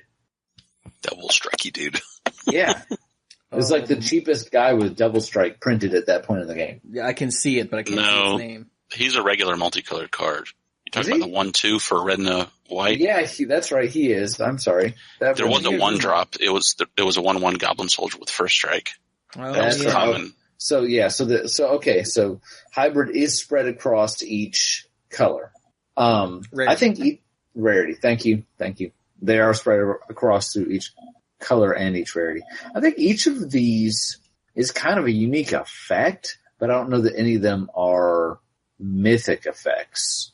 Like Shadow of Doubt, which is the Dimir one, is an instant that says players can't search libraries this turn, draw a card. So somebody's like, I'll sack my Terramorphic Expanse. That's kind of a jerk move to play Shadow of Doubt while that's on the stack, but you could do that. You might do it a little more frequently when somebody's trying to play a Demonic Tutor, for example. So it's kind of unique, but that's very utility. It's very narrow. Gleamcrawler is basically a giant creature with trample that gets you lots of dead stuff back. Master Warcraft warps some of the rules of the game, but for exactly one combat phase. And there's other, like blue kind of. It doesn't work as well as we always thought it did because we didn't bother to RTFC. Yeah. Yeah. And then, it's interesting. And then Privileged Position basically gives your other permanents hexproof. It doesn't it does give your other permanents hexproof. It just doesn't. Does it use that word in Oracle now? Yeah. Yeah. Oh, cool. Hey, that's much more concise. Right? Rare, good rares. Privileged Position right now, I'm looking at it, it actually makes me angry just to see it because I'm like, no, because I want to mess with your stuff and that won't let me mess with it. Yeah, I think they're solidly rare. Yeah, I think they're all really good rares. Yeah. Yes. But none of Even them... Shadow of Doubt, which is really narrow, there's going to be that time where you're like, this is amazing. Oh, dude, yeah, it'll win you a game sometimes and you'll be like, ha ha ha. But Goblin Legionnaire can win you a game too. Yeah, that's true. Mm-hmm. Okay. Well, I put Privileged Position in the elf deck so that no one could touch my Maybe that's why I hate it so much. It is. Dark, we want to blow up your stuff. Why won't you let us blow up your stuff? Because it allows me to target my stuff, but you guys can't target it. Because the other one that was in there before meant I couldn't target my own stuff either. Yes. This allows me to target my stuff. Yes. I kind of prefer Shroud to Hexproof because I feel it's a little more fair. What was that one that gave your stuff Shroud? I can't. It just costs like 1 and a green, right? Yeah. I can see it. It's from Onslaught. Yeah. Mm-hmm. I'm looking it up. Fair enough. All solid rares. Yep. So what about some of the other category here? I think Glimpse the Unthinkable has kind of made its own mythic status for itself over the years. Yeah? Yeah. I think so. Also, and it's the biggest one-shot effect. Well, okay. It's the most mana efficient big one-shot effect like this. And I think when it came out... Unless you want to get into math arguments about Traumatized, but let's not do that right now. But, so for a blue and a black, it's sorcery. Target player puts the top 10 cards of his or her library in his or her graveyard. Wham, bam, thank you, spam. Mm-hmm. And especially at the time that it came out, I think this was actually kind of almost a chase rare because people were like, holy crap, did you read what this does? Yeah, it still is now. I'm pretty sure we did. They're impossible to find. Are they? Mm-hmm. Oh, really? Well, I think that just goes to show you. I think it could probably be Mythic. Holy crap. What? I just went over to Star City and typed in Glimpse the Unthinkable. And what's MP? Moderate play. Moderate play is like $26. I think I got 1 or 2 of them, so. Well, hold on to those. Yeah, apparently so. Damn. Like, I knew that they were still a chase and still hard to find. I didn't realize they were, $25, $30 hard to find. Damn. Anyway. Wait a minute. That was Star City, though. Let's go somewhere else. The Unthinkable on TCG Player. Here we go. Let's be reasonable. Okay, here we go. Moderately played is $21.60. It's still over 20, though. Jesus. Okay, anyway. Moving on. See, I think it's hard to separate, like... Steely Resolve. That's the one. That's what There it is. But it wasn't all your stuff. For 1 and a green, as it enters the battlefield, choose a creature type. Creatures of the chosen type have Shroud. Oh, but it's not because it's old school. It's not creatures you control. Yeah, You could mess with somebody really badly. Hey, Chewy, I see you're playing your equipment deck. What creatures do you have on the battlefield? Illusions? Anyway, so back to the Glimpse. It's hard to separate current knowledge of Glimpse. Like, it was one of the big flashy things at the time, though. Yeah, that's what I'm saying. Like, it says 2 mana mill 10. They've not done that since. They haven't reprinted this ever. It's like we just determined. It's impossible to find nowadays without dropping lots of money. But even at the time, I think people were like, oh wow, this is amazing. And the funny thing is, like, I built a Glimpse deck and it was terrible because there were just better things to be doing in Standard. It didn't even matter that it didn't see heavy tournament play because of what it represents. So I'm going to go with Mike on this one and say it's probably Mythic. Probably. You know what's not Mythic? Grave Shell Scarab. Let's see. So moving down to Golgari. Would Vulturous Zombie be Mythic? This is one where I am 100% biased. Yeah. Because I have used it and I have seen it get to be like a 50-50. But that's in multiplayer and that's where nobody has an answer for it for like a turn. God, this card was so terrifying in big, like 5 and 6 player round table 60 card deck. Yeah. Games. Cause if someone somehow managed to get 2 of these out, everyone lost their minds. Yeah. With one of them out, it was bad enough, but you just hoped that they wouldn't swing at you first, you know?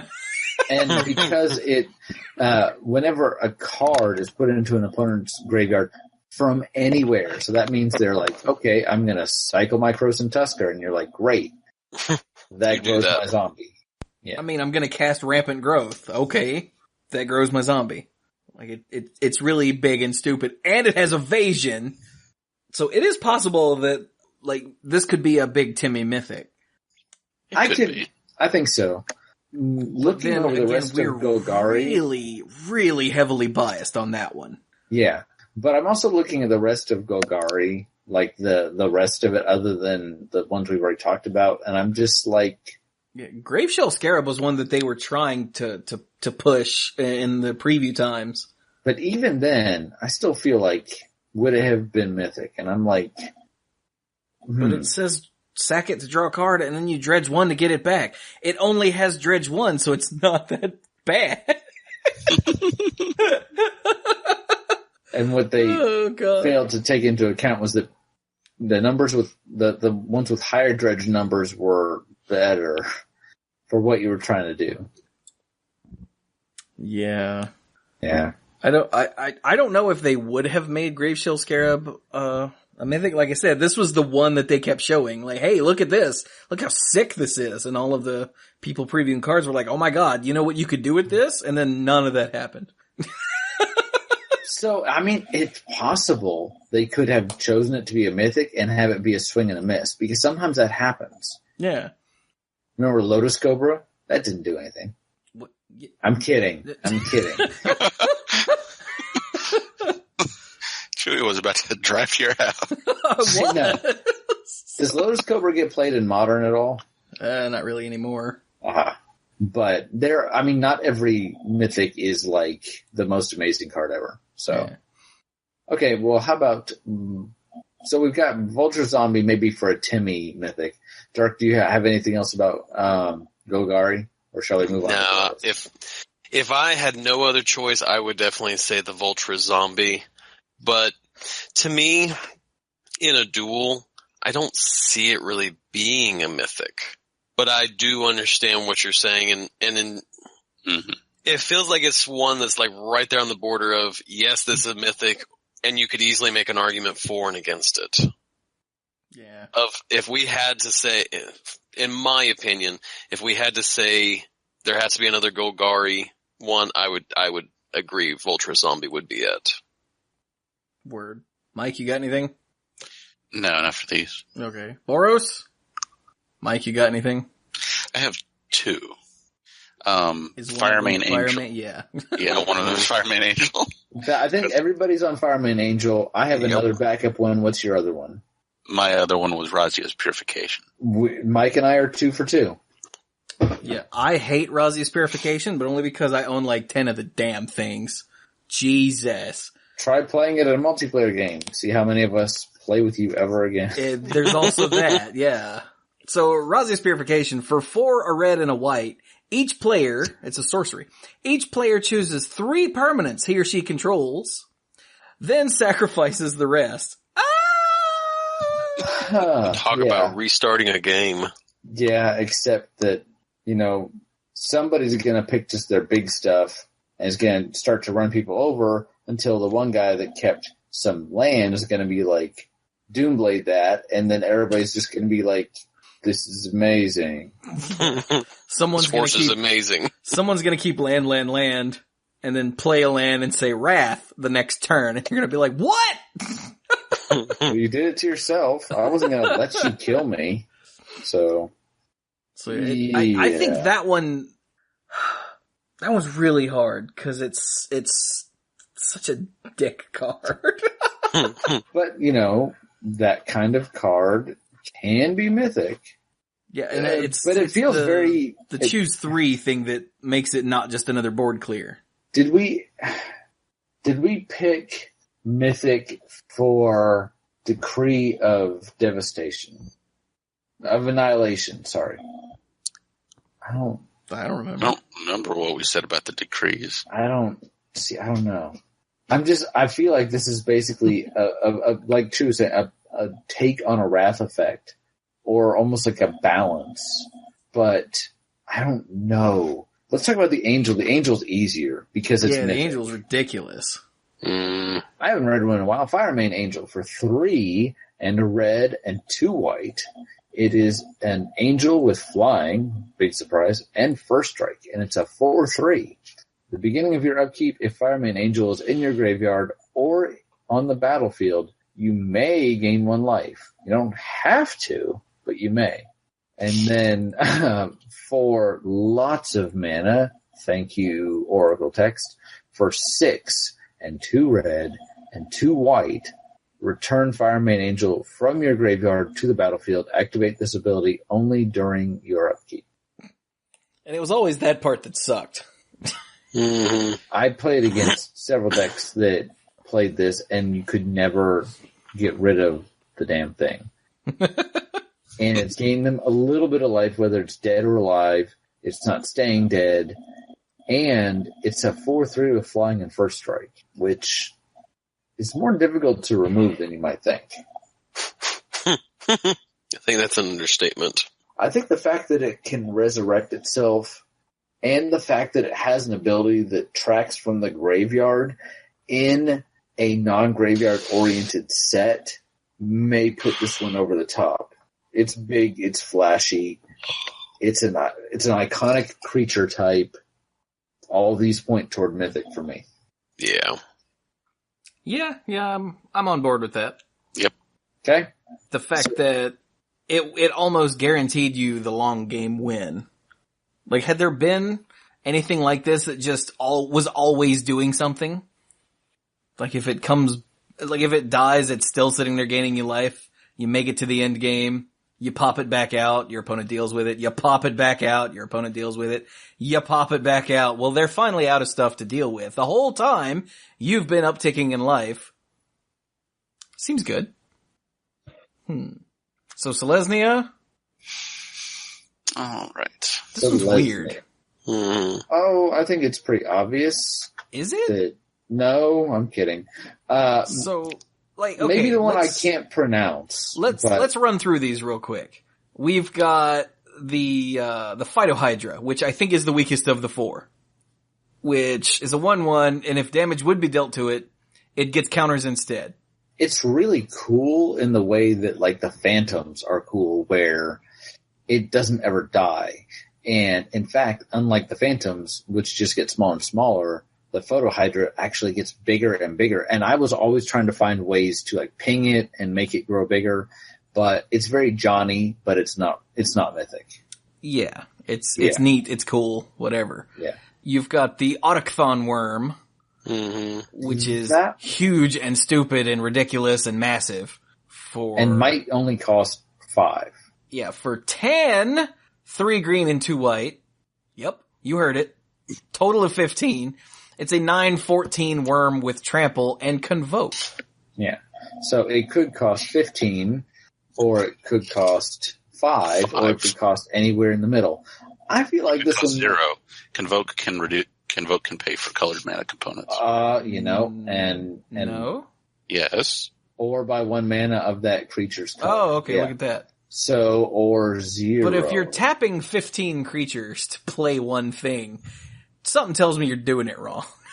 Well, not necessarily. Something tells me you're winning. The game. Thank you, Charlie. The card doesn't care about that. The card basically says, "Hey, look, I might be free." So I think that might be the Mythic here, but we can keep going if you want to come back. No, it's just big and flashy. It doesn't do anything. Yeah, it's just a crawl worm that's got more stats. Like it doesn't do anything, like Mike said. Kaboom. We've got. It's not in the set. I know it's not in the set, but they don't print things that cost 15 every day for a very good reason. Yeah, even if most you of can them reduce suck. Tell that to Emrakul. I said most of them. Yeah. We've got Glare of Subdual, which is essentially like a fixed quote unquote mind over matter. Yeah. You mean opposition? I mean opposition. Yeah, thank you. Totally different. Was fixed. This actually did see a good amount of play in standard. Yeah, I'm actually going up in amount of tournament playability here. I figured. Glare of Subdual, tap an untapped creature you control to tap target artifact or creature. It costs 4. It's pure utility. It's not Mythic. It's good, but it's not Mythic. Yeah. And then we've got the one that saw the most tournament play at the time, Loxodon Hierarch. Yes. Which is stupid. Nowadays. Yeah, and I think, from Mythics that we've seen actually printed over the ensuing years, I think Loxodon Hierarch was my pick for Mythic. I can see that, especially at the time that it was printed. Mm-hmm. Yeah. Which, yeah. So, hey, Mike, what's the Hierarch do? So the Hierarch, for 2, a green and a white, it's a 4/4 Elephant Cleric. So 4/4 for 4. And this was still back when you didn't get creatures with stats like these compared to their costs were still pretty uncommon. It's 4/4. When it enters the battlefield, you gain 4 life, and you can pay a green and a white and sacrifice it to regenerate each creature you control. That is all pretty good, even by today's standards. What really makes it what made it stupid, and actually it was like played all the time, the damage would go on the stack. The way that damage worked, the way that rules handle damage worked. Yeah. Was that you actually, and there are listeners that may not even be familiar with what I'm referring to, is the way that timing worked. In combat, you would declare attackers, then blockers, and then once blockers were declared, at the next step, you would go ahead and assign damage. So you would say, all right, this is a 4/4, it's going to deal 4 damage to that other guy. But before damage actually happened, it would go on the stack, which means that everyone had a chance to respond. So, for example, they could say, well, bounce your Loxodon Hierarch. Well, then that's all well and good. And then a damage resolved. And guess what? That 4 damage still happened because it was already on the stack. Just like a spell that's on the stack, even if something happens in the meantime, will still resolve. As long as what it was happening to is still there. And so why this is extremely important is because of that second ability.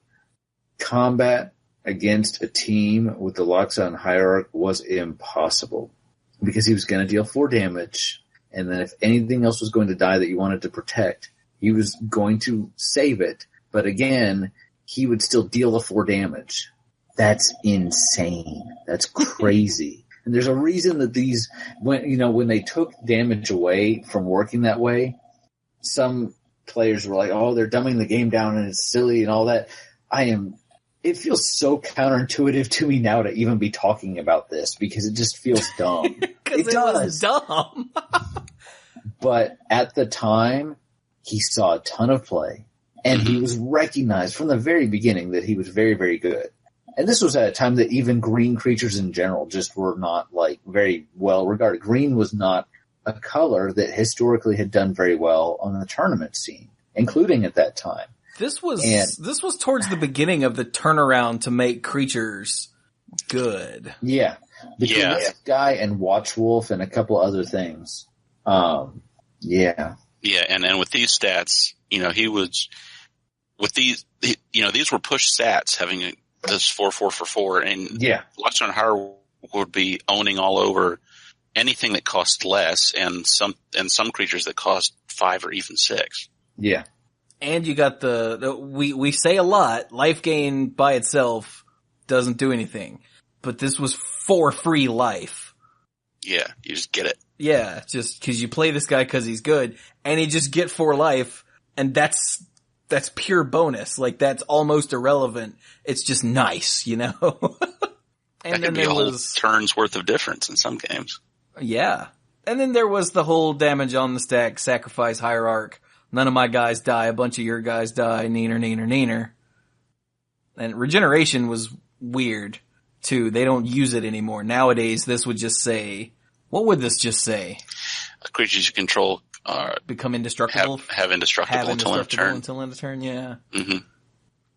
So, yeah. It was, it's really good. And they knew it was really good. They intentionally made it really good. And I think it might have been a mythic for that reason, more than giant worm that doesn't do anything. Yeah. Alexandra could be the tournament, one of the tournament level mythics of the set. Yeah. I threw out that big worm that doesn't do anything in an attempt to get Brian to react, but he's muted. So. I wasn't going to rise to the bait. Oh, fair enough. And I had muted because I was typing something and I didn't know if you wanted to hear. Well, not anymore, I don't. Okay, good. So thank you for bringing it to everyone's attention that I was muted. So you couldn't hear things. So well, look, we all forget that we're muted about half the time, so. That's true. No, it was a conscious decision, so. So that looks like it's it for Ravnica City of Guilds. Yeah. So even though we had a bit of discussion there about some of them, I feel like most of this, I said earlier that this was fairly easy. I feel like a lot of it was us agreeing because I feel a lot of it was pretty straightforward. I think we could identify a lot of the strongest cards pretty easily as well, not just, strength, but also flashiness, how much it represented in the set, things like that. Yeah. This was not one with super lots and lots of nuance. The clear ones stand pretty far ahead of everything else, I think. And the rest was essentially discussion for the sake of not going this and this and this. Well, we're done. It'll be kind of interesting when we get to Guild Pact. Sure, which will be the next Mythic Conscription whenever we do that. Yay. So, now that it's relatively late, how about some final thoughts? By the way, dear listeners, do let us know what you think. Where did we screw up? Where do you disagree? That sort of thing. Leave us a comment on the website or send us an email. Have we forgotten, our roots and, where we came from and all that good stuff? Have we sold out? And clearly not yet. To the man. We're trying to, though. Have we forgotten the face of our fathers? And if you get that reference, then you get a cookie. I'll explain it in a minute, my final thought. No, fair enough. I don't get a cookie, I guess. All right, then. Well, hey, Dirk, you alive? I am. He says, sounding like a corpse talking. Yeah, you don't sound completely convinced. Did somebody embalm this gentleman just a minute ago? Well, whenever I'm like quiet and everything, this is why I do mute myself, is because I have to keep clearing my throat. What you didn't see is that in those couple of minutes while Dirk wasn't talking, he smoked 8 million cigarettes. Anyway, so, hey Dirk, what you got for a final thought type thing? I'm glad I got to the thunderstorm. It's over now. Oh, good. And we only heard the one giant boom on our end. Yeah, that was also a part of me muting was, I better mute this or else they're never going to get through any conversation without there being like a boom, boom going on, so. Dang. But yeah, I got nothing major. The cruise was fun. I was telling the guys that I think without the kids it would have been more fun because I spent a lot of time like constantly trying to make sure nothing bad happened to my kids while we were, many miles out to sea on a ship that was high enough that if you fell off the side, you probably would die on impact. So, like I said, I spent a lot of my time worrying about little ones.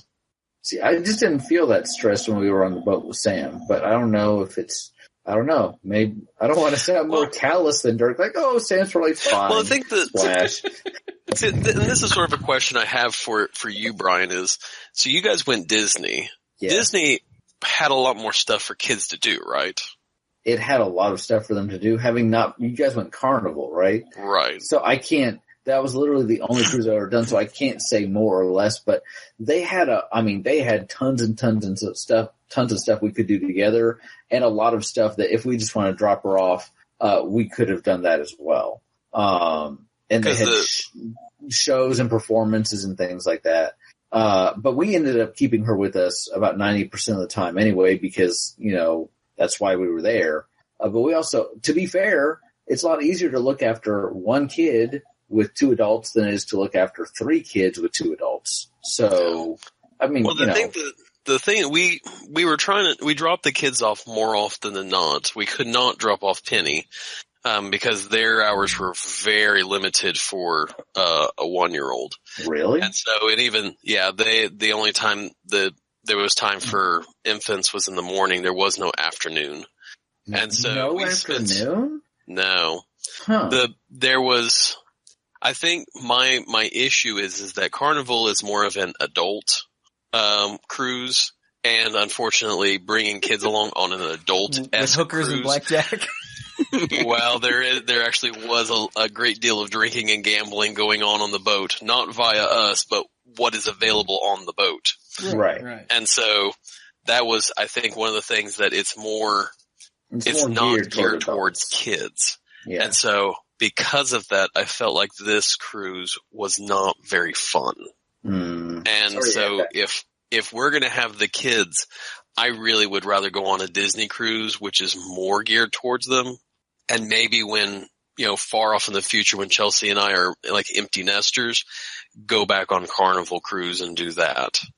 But I'll tell you, like I said, it's the only cruise I've ever done. Right after we boarded, it was around lunchtime. So everybody was kind of said, hey, we've got buffets and things set up. So we sat down, and I sat down with a family, and a gentleman who's probably closer to 50 or so, was sitting with us, and we had a good time. I usually try and be fairly outgoing, so I was talking to him, and he mentioned that this was something like their 12th cruise. So these are like cruise people, and he has tried all the different ones, and Disney for him was far and above the rest. So I'm not getting paid to say this. He wasn't. That was his opinion, but I will say that they could not recommend it enough. So Disney Cruise, if you're listening and you would like to sponsor us, then shoot us an email. We'll talk. Yeah. So yeah, that was sort of my thoughts on it. Was that it's a lot more fun if there weren't kids involved with it. Okay. So, all right. Well, with that, I am off, gentlemen. Have a wonderful night, and listeners, have a wonderful night as well. Night, Zerk. Night. Yeah, say maybe it's not night when they're listening, but hopefully if you're listening to this, I hope you will get to experience night sometime later today. So at some point, you should have a good night. It's going to be someone sitting in an Antarctic research station like, damn it. Screw you guys. Well, hey, they're having a great night, like a long, long night. Or are they in that period where it's like never night? I don't know. I don't get how weather works. Anyway, so how about you, Brian? Final thoughts. For anyone that, pays attention when Chewy streams, which is not as dirty as it sounds, they would know that. Does that sound dirty? Man, anything can be dirty if you say it and say it in the wrong way. Or right also, way. if I'm involved. Also true. So real quick, before I forget, I asked Clues, who is one of those cruise people, what's his favorite cruise line, and he said probably Princess. So there you go. There you go. Never tried that. Again, I've only done the one. But I will say that I never was really that worried about Sam. Especially about her safety. Like, I might have been worried about, is she having a great time and things like that. I was never thinking like, oh my God, she's going to die. But again, it's a lot easier to keep track of one kid with two adults. That's why we outnumber her. And people are like, when are you going to have another kid? And we're like, we're done. And they're like, no, really? And we're like, no, really? And I say, we outnumber her, and people think it's a joke. And I'm like, no.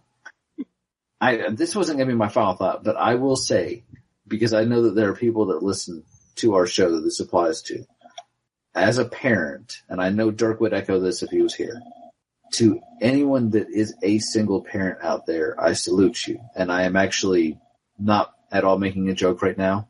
I think a person that is a parent, first of all, whether you're a single parent or in a relationship with someone, has a lot to deal with. Kids are not easy all the time. Mike was a surrogate parent to Sam while we were in Disney World. And there were times where I could tell that he was frustrated. And I'm telling you, that's part of being, and I think Sam's a pretty good kid, but she's not perfect. I think Mike knows what I'm talking about. Yeah, and I just hadn't been toughened up yet. Well, yeah. Well, yeah, that takes acclimatization, you know? We've been working with her for 6 years, and not every moment of those 6 years is picture perfect. And like, yay. So any parent out there, I applaud you, but especially I could not even imagine being a single parent. Like I feel like we don't have time. Karen and I do not have time to do everything we want to do. I feel like we are never keeping the place as clean as we want. I feel like we never have enough time to take Sam to do extracurricular things and to, homework, make sure she's getting all of her work done, to do all the multitude of things that we want to be able to do in our lives. And I think everybody feels that way to a certain extent, but especially as parents. And then I look at people that are doing it on their own, and I'm including some people that I've met through my job, and I'm just like, on a fundamental level, I don't even get how it works. So I guess my serious thought is my hat is off to you. And if you're listening to this and you're a parent and you feel like things are tough, because I know Sam is an angel, and things are not always piece of cake, or even sometimes you really wonder, like, how are we going to fix what's going on here? I know that I have my partner and my best friend, and we agree on 99.99% of everything, and we're going to get it done. I couldn't even begin to imagine getting it done without her. So I would say if you're listening to this and you're feeling frustrated, and if you're feeling like things are hard, I want you to know that even though I don't have to go through it, I certainly empathize a great deal, and I appreciate everything that you do. And I'm sure your kids, whether they understand it now or not, will one day appreciate everything you've done for them. And my hat's off to you. And on a much less serious note, where wait a minute, before you get less serious, it's got to be frame of reference, because I see like you and Carrie outnumber Sam, and I can't fathom how you do that, being not only single but kidless. Right. So It's got to be a frame of reference. I'm sure single parents look at, or some single parents at least look at the two parent thing and be like, that's got to be easy. And it may feel easier to them for sure. But everybody has hard times. And I would say if you're listening to this and if you feel like things are just really difficult, I'd say everybody feels like that about something. I don't know anybody that feels like their life is completely perfect all the time. So, but anyway, so there's that. And then, Chewy, and he can go on more about this if he wants, but if he wants to save his final thought for something else, that's fine. Chewy is doing Heroes of the Storm basically for Overwatch purposes, because they're doing an event where you need to play Heroes of the Storm. And it's actually talked about in a Penny Arcade comic that went up earlier this week, where Tycho is like, oh, you got that skin for Diva. Was it hard to get? And Gabe was like, I had to play Heroes of the Storm, so yes, it was grueling. And I have to admit, that first panel was how I felt the first week. Right. And the second panel talks about basically, and it's a joke, but it basically some of the crazy stuff that these maps have you do in a game. And they mentioned that, it took like an hour to get done, which is definitely an exaggeration.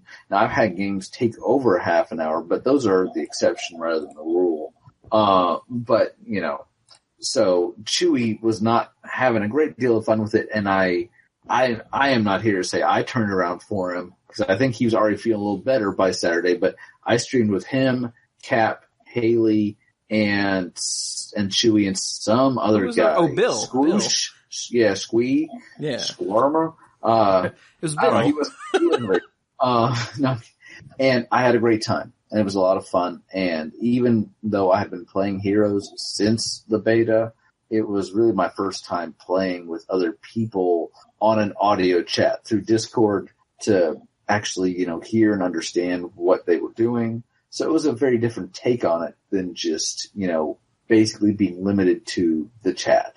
And I had a lot of fun, and Carrie told me later I was being very loud, and looking back at it, I'm like, yeah, I could probably see that, but when I'm playing it, I don't know. I don't know where the volume's at. But when you're like trying to talk over 4 other people and like everybody's like, what should we be doing? And da-da-da-da. So, but I had a great time and I'm trying to see if I can make it happen again. And I think so. But we'll have to see how to cut across Brian real quick, we are totally doing another Heroes of the Storm Nexus Challenge stream. If you're a early listener person, then this Saturday, and if not, then last Saturday. It'll be me and Cap and Haley and Bill, and hopefully Brian, because we need Brian because he's our shot caller.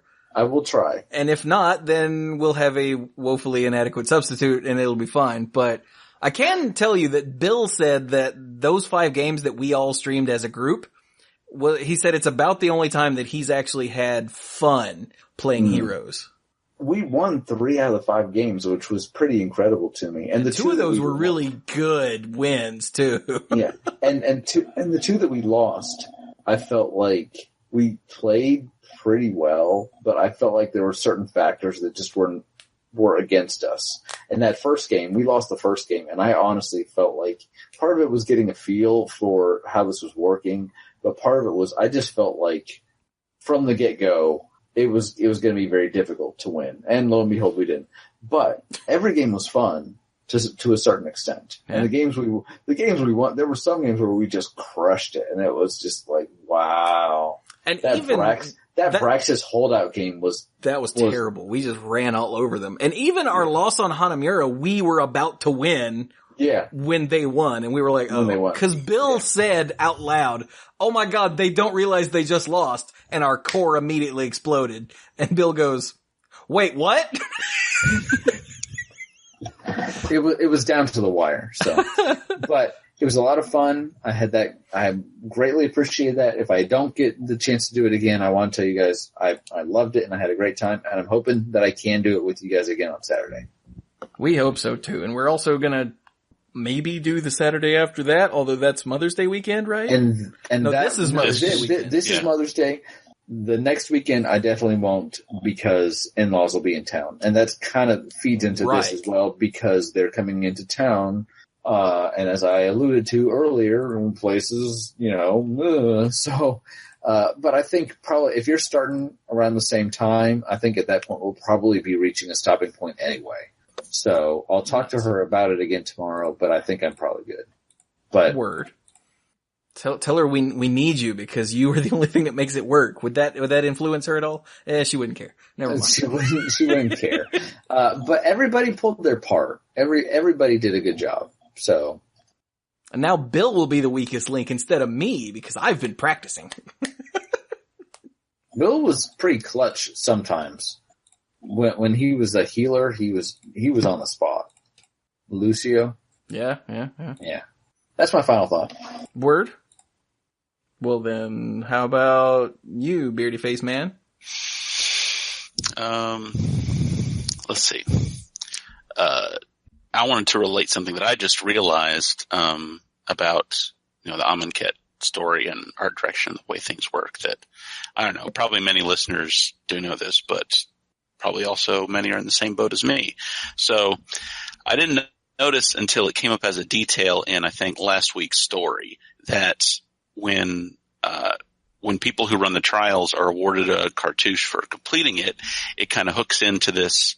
They hook together, and it hangs around their neck, and they're wearing all of them at the same time. That shows how far they've gone. And after seeing that, I went back and looked at the arts for the cartouche auras, and it shows the progression of a person collecting them and hooking them into each other as they complete the trials. And you can see, so it starts with the cartouche of solidarity, the white one. And then the cartouche of knowledge, you can see that it's attached to the bottom of the cartouche of solidarity. You can see that peeking up above the art. Oh my God. There. Yeah. I did not realize that either. Yeah, and then comes the cartouche of strength, the green one. The trial of strength comes next. And then the trial of ambition. The cartouche of ambition hooks up underneath that one. And then finally, the cartouche of zeal for completing the final trial. And this was the first time I noticed the blood spatter on the cartouche of zeal. Because when you complete the trial of zeal, Hazaret kills you, and then you're carried over the river and into the afterlife. Wow. That's wow. That's really cool. It's also really cool that that's, well, I guess that's on purpose, so cause it's telling the story. Magic Duels, Amonkhet's campaign has you doing them in that order. Because that's the order you do them in, so that's not actually really cool. That'd be really stupid if it wasn't, it turns out. Yeah. It's nice that they did something that wasn't Wooburg order for a change. Supposedly, not supposedly, if you look at the Magic Story articles for Amonkhet, the graphic at the top of each one is the sun thing. Is a perspective of the city where you see the horns, and every week the second sun is getting closer to being between the horns, which marks the beginning of the hours and the return of the God Pharaoh. Who, somewhere, I read, it was in like a quick little blurb about something, it was Bolus the God Pharaoh, and I was like, oh, so that's just common knowledge? Damn. Well, I think it's pretty... I don't know if anyone on the plane would address him as Bolus. I think they would only call him the God Pharaoh. But, well, yeah, but I mean... We know that's who it is. I know a few weeks ago we were having a discussion about whether or not that was him, and one of you two said, yeah, there's some hints that it's him, but I haven't said it yet, and now it's in like a blurb somewhere. Oh. Well, all right, and well, there's an art on one of the advertisement cards that comes in the booster packs. That's an advertisement for Hour of Devastation. It shows Nicol Bolas. So there was always a chance that maybe it could be referring to someone else, but no, it's him. So yeah, the God Pharaoh, Nicol Bolas' roommate, former roommate. It's like, hey Bolus, did you pay her half of the rent? Bolus is like, silence, fool. Like, I'm a God Pharaoh. You shut up. Go pay her half of the rent. I ain't covering you anymore after you stiffed me that last time. Oh, I'm sorry. These are some really weird story spotlight cards. Oh my god. So anything else for you there, Mr. Mike?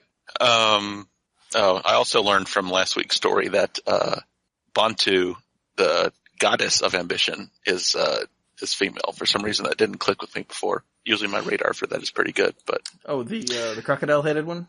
Yeah, I think it's because she has a completely, non-human face and head and, no hair, and it was just hard to see the cut of the clothing that I didn't pick up on it.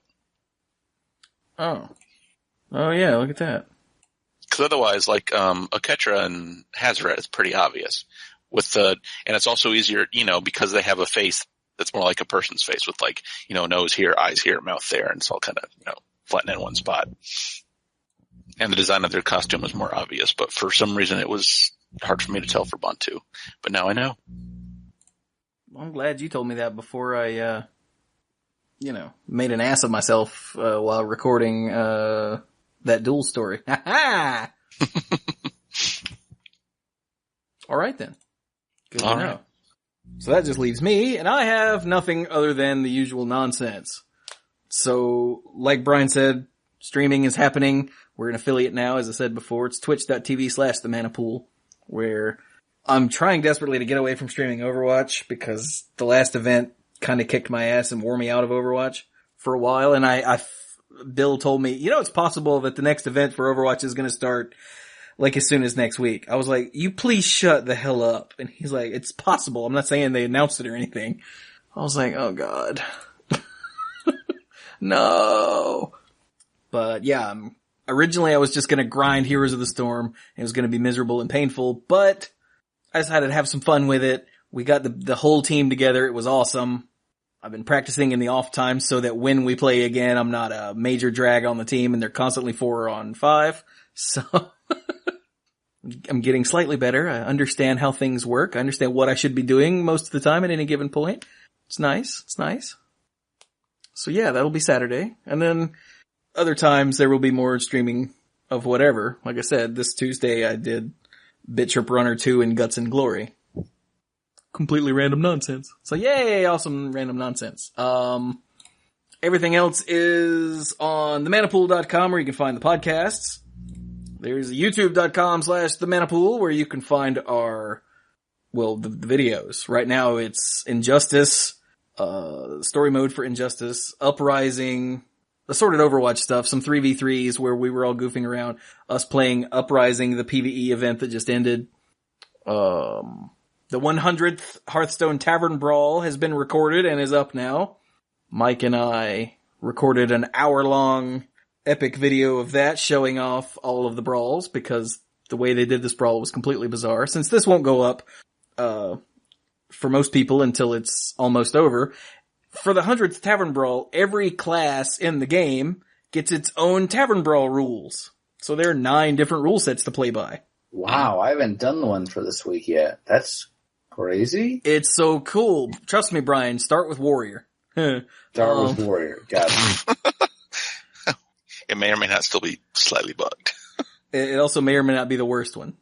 Maybe don't start with Warrior. But it was really cool. And to show off all 9 classes, Mike and I played 5 games over Discord so we could talk to each other. So it was a whole different ball game.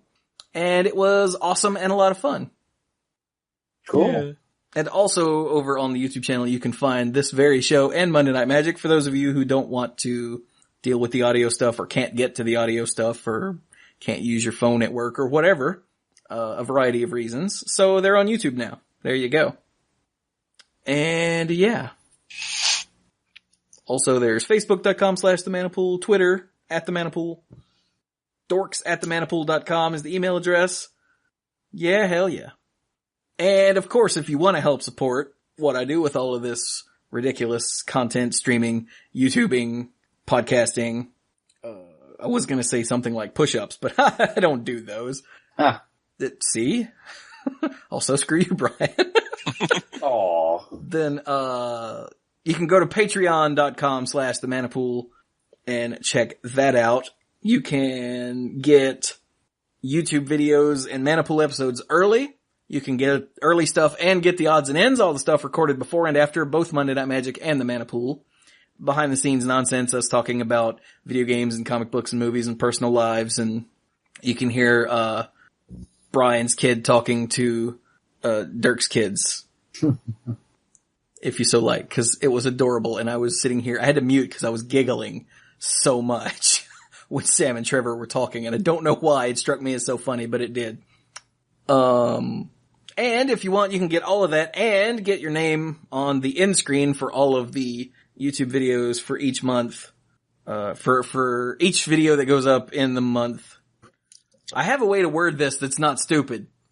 You can get your name on the end screen for each video that goes up for every month that you support at that tier. There we go. And you also get the odds and ends and the early stuff too. So, yay. And with that, I'm gonna shut up now because ramble, and Brian's already done. So, this has been the Manapool, episode 463. Thank you all so very much for listening, and go play some Magic.